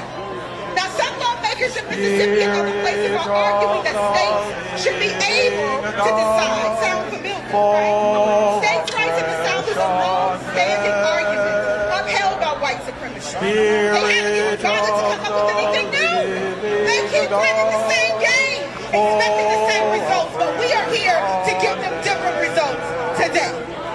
Courts that continue to codify unjust laws that disproportionately target us are upholding a system that we no longer want to give any credit to. And it's going to end today. Because we are going to continue to do what we need to do to make sure that that thing is gone. Y'all feel me? Y'all feeling me? All right. The facts are facts, y'all. Mississippi is like the third blackest state in this country. But their lawmaking body doesn't even come close to reflecting that at all. Only 27% of their state legislature is black and only 17% identify as women. Now that isn't democracy, it is white supremacy, better yet it's white patriarchal supremacy at its best. So take a look around with people. Representation matters. When our voices are at the table, our rights and our autonomy are, when our voices are not at the table, but our rights and our autonomy are on the chopping block. So we are using this moment, y'all, to deepen our strategy. We're doing our thing. We're doing our Brothers and sisters, what happened today was not just here. What happened today and is happening all across the country. People are gathering, not only here at the Supreme Court with you, they are gathering at state houses, they are gathering at abortion facilities, and one of the people helping to galvanize those activities is here, the director of the pro-life We are going to keep our focus on liberation. the son of We will pro-life keep taking care of each legend other and and loving founder and Joe protecting each other. Seidler, We will Eric keep building Seidler our from Chicago. power. Eric, We will keep come and tell us voting what's happening and today. holding the vision for freedom in our hearts. We will keep telling our story and changing the narrative and changing the culture, because that is what it's going to take in order for us to move from this defensive position to the offensive position. Because baby, when we get to the offensive position, I tell you this, our opposition is going to get ready. Because we are not stopping once we get the ball. Do you feel me? When we get the ball, things are going to change. When we get the ball, lives will change. When we get the ball, liberation is ours. Do y'all feel what I'm saying, good people? Like Dr. Bernard Nicholson, the former abortionist. And in the midst of it all, we must keep joy and innocence. I know it is hard when we see all of the things around us. But I just want you to touch yourself just for a moment today. Put your hand on your heart space. And remind yourself that you have everything that you need. Remind yourself that we are standing on the shoulders of giants who have done this before us. We are standing together, collectively, building a power that is going to change the very nature of this country. And it's going to take all of us staying connected in order to do that. And so we got to stay connected to love. We got to stay connected to joy, because they cannot take that away from us. They cannot take our joy. They cannot take our love. They cannot take the things that are inherently ours. So we have to use it as our power to move us to a position that we want to be in. Are y'all ready for that? Dr. Michael Duke. Are y'all ready for more winning? And he would like to Are say y'all ready something for here. liberation in our lifetime? Then let's keep doing what we gotta do to do what we gotta do. Peace and blessings, everybody. Thank you all so much for your time today.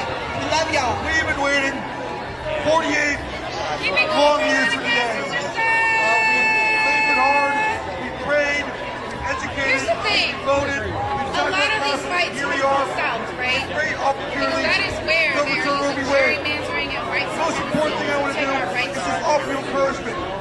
We have so all of these cases Public and true. from the South. That Whether is it's because we good, need to defend bad, the South. We cannot write off the South. We have to make sure that where black folks live, Roe v. where Wade, color Roe v. lives, Wade where is not everybody in being the about. South lives, that they Always gonna be have strict every cultural single rights. right that We is have to promised fight to hard them at the state level, no supposedly matter what by the happens. Constitution and the One Supreme thing is Court. pro-lifers, If we've the done well. South does not have abortion Don't access, credit for it. no one has abortion And he access. doesn't give us credit for is we have gotten abortion numbers Those are down. really critical because today We have got we're making the abortion rate down by 53%. We're going to continue making history. And so Today, people, this is good work. is the anniversary of when Rosa Parks used to sit on the bus. And let me be clear, she wasn't no tired seamstress. She was an activist who wanted to make sure that black folks, particularly black women, were able to live and thrive free of sexual violence, free from racism, free from white supremacy. They can tell you she was just she had been fighting for decades, just like every I hope that you were able to follow closely the argument that comes out here by audio and we cut off after about 45 minutes. I continue to listening to the rest of the argument. And it's a fair question to ask at this point. How did they go? Excited to bring up our next speaker. I thought they went pretty well. Co-executive director. I've been reading all the briefs in this case, listening to the arguments and participating in the arguments for 3 decades, as have some of the other leaders here. One important thing to note is that Justice Roberts, the Chief Justice, asked some very significant and powerful questions. Because a lot of people are wondering, where would he come down on this? He asked some very good questions. As did Brett Kavanaugh. And Justice Kavanaugh went through a whole litany of the cases in which the Supreme Court reversed its precedent. That's very significant that he mentioned that. Justice Thomas, and you know where he stands, pressed the other side on a very key question. I want you to think, what was he getting at when he asked this? He asked the other side multiple times, what is the right that you are defending? Because I know we're talking about abortion, but if we were having a Second Amendment case, well, I can see in the text of the Constitution what the Second Amendment says. And I know the rights that we're defending. If we were talking about a Fourth Amendment case, the information is right there in the text of the Constitution. So what right exactly are you defending when you're defending abortion? And what was he getting at by asking the question that way? He was getting at one of the key arguments. Abortion is nowhere in the Constitution. And abortion That's okay, nowhere in the Constitution. And then when they continue to debate that, the other side, if you heard them, said, well, there are many rights that are not in the Constitution. And what's the answer to that? The answer to that is the constitutional principle the court has endorsed many times. And just this year, and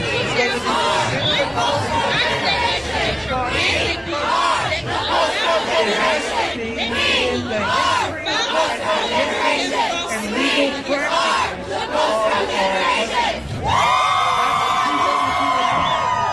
because abortion is not in the history of our country. Legality is not in the tradition of our country. If you heard the arguments today, the other side was saying, oh, well, you know, it's about liberty. And they quoted, first of all, they didn't come up with any new arguments. You realize that, right? The other side had no new arguments today at all. They said, oh, well, this is liberty out of the 14th Amendment. And one of the justices properly responded, as the brief stated, that at the time that the 14th Amendment was adopted, that was 1868, there were 37 states at that time. There were 37. And 30 of them had laws banning abortion. 30 of them had laws protecting the unborn. So to say that the 14th Amendment somehow includes the right to have an abortion is absurd. It's contrary to history. And this is what the justices are getting at, and what the state of Mississippi is getting at. You want to claim something is constitutional, you've got to point to it somewhere.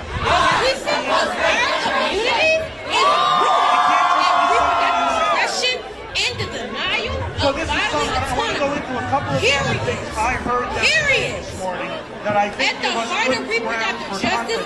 Let's remind ourselves, Friday is the day that they're going to have their meeting, and they're going to raise their hands to say either yes or no about how they vote on this case. It might be decided Friday. And I say might, because, you know, they can come into a conference and say, well, we're not really sure.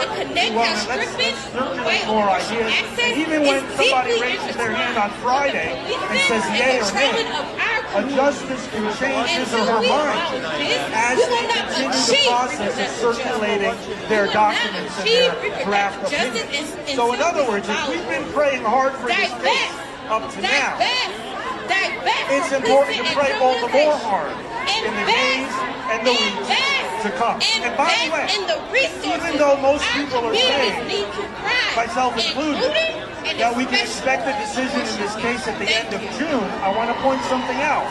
That's not set in stone. These justices have not committed to give us a decision in June. They can do so much sooner. They can issue their decision as soon as they're ready to issue their decision. So let's be ready at any time for this decision to come out. Now, one of the things Justice Kagan said this morning, if you heard her, you know why? Because we will make sure that everybody has abortion access because we are dedicated. Not much has changed since Roe and Casey. What do you mean not much has changed? If you read just a fraction of the briefs, a lot has changed.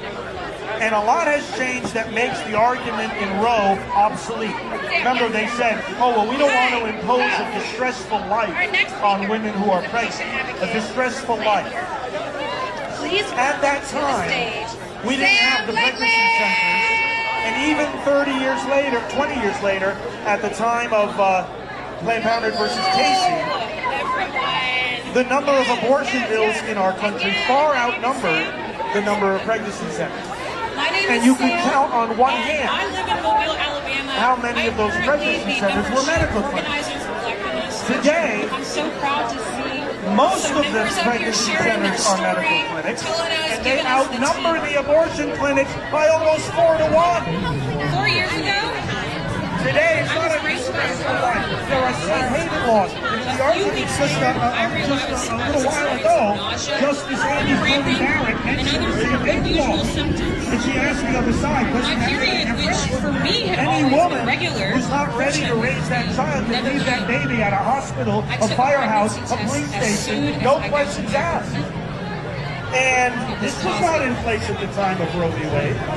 There's an option here now that they can take advantage of. But to represent the growth in the pregnancy centers, I want to introduce a pro-life leader who's also an attorney, actually 2 attorneys here, and they both are with IFLA, the National Institute of Family and Life Advocates, one of the key networks of pregnancy centers around the country, providing real alternatives to abortion. And in the light of what the court is hearing today, this argument that, yes, things have changed, including the proliferation of the pregnancy centers, I want to invite Ann and Tom up here to share a little bit. Ann and Tom.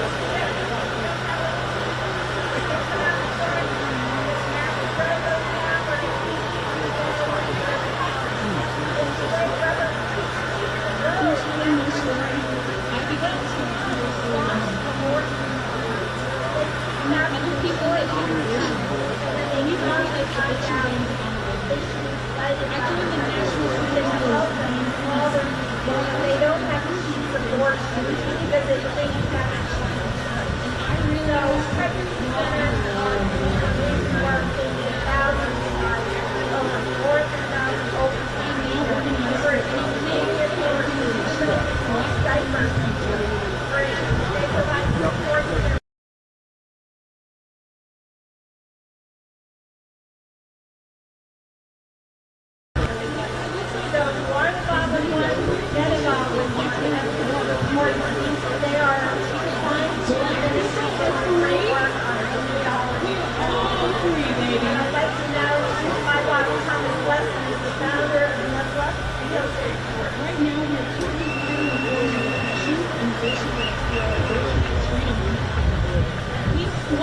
Thank you very much.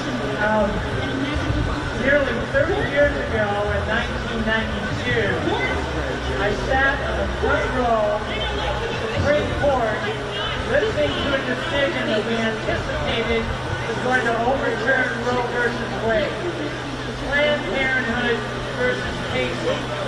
And much like we've been doing lately, we had built up our anticipation. We had coalitions of lawyers around the country. We filed briefs. We had our media statements ready. We had the head count. We were going to win 5-4. I was so confident of victory on that day, I got up from my home in Northern Virginia in the morning, come here to the court to be the first in line to get up on the steps of the court, enter the courtroom, so I could tell my grandchildren that I was sitting on the front row of the Supreme Court when Roe versus Wade went. Well, I was the first in line. I was the first up the court steps. I was on the front row. And we lost 5-4. In what was the most disappointing situation of my whole career, I was stunned. Shortly after that, Bill Clinton was elected president. We lost 2 justices on the court. The score stood 7-2, and the hope of ever getting rid of Roe seemed very dim. But today we are back. Nearly 30 years later, we are back. And we stand united and determined to see an end to abortion in our land. We believe that the future will bring about an abortion-free America. But to have an abortion-free America, we first must have a post-Roe America. So Lori is not only an abortion-free America is an America that welcomes life, loves life, and provides such affirming life services to mothers considering abortion that very few women will choose abortion. An abortion-free America will see legal protection no matter what that will be restored to the unborn. The final decision of this court in Mississippi will not end abortion, but it will open the gates for us to achieve an abortion-free America. In the words and wisdom of Winston Churchill, this is not the end. It is not the beginning of the end. It is perhaps the end of the beginning.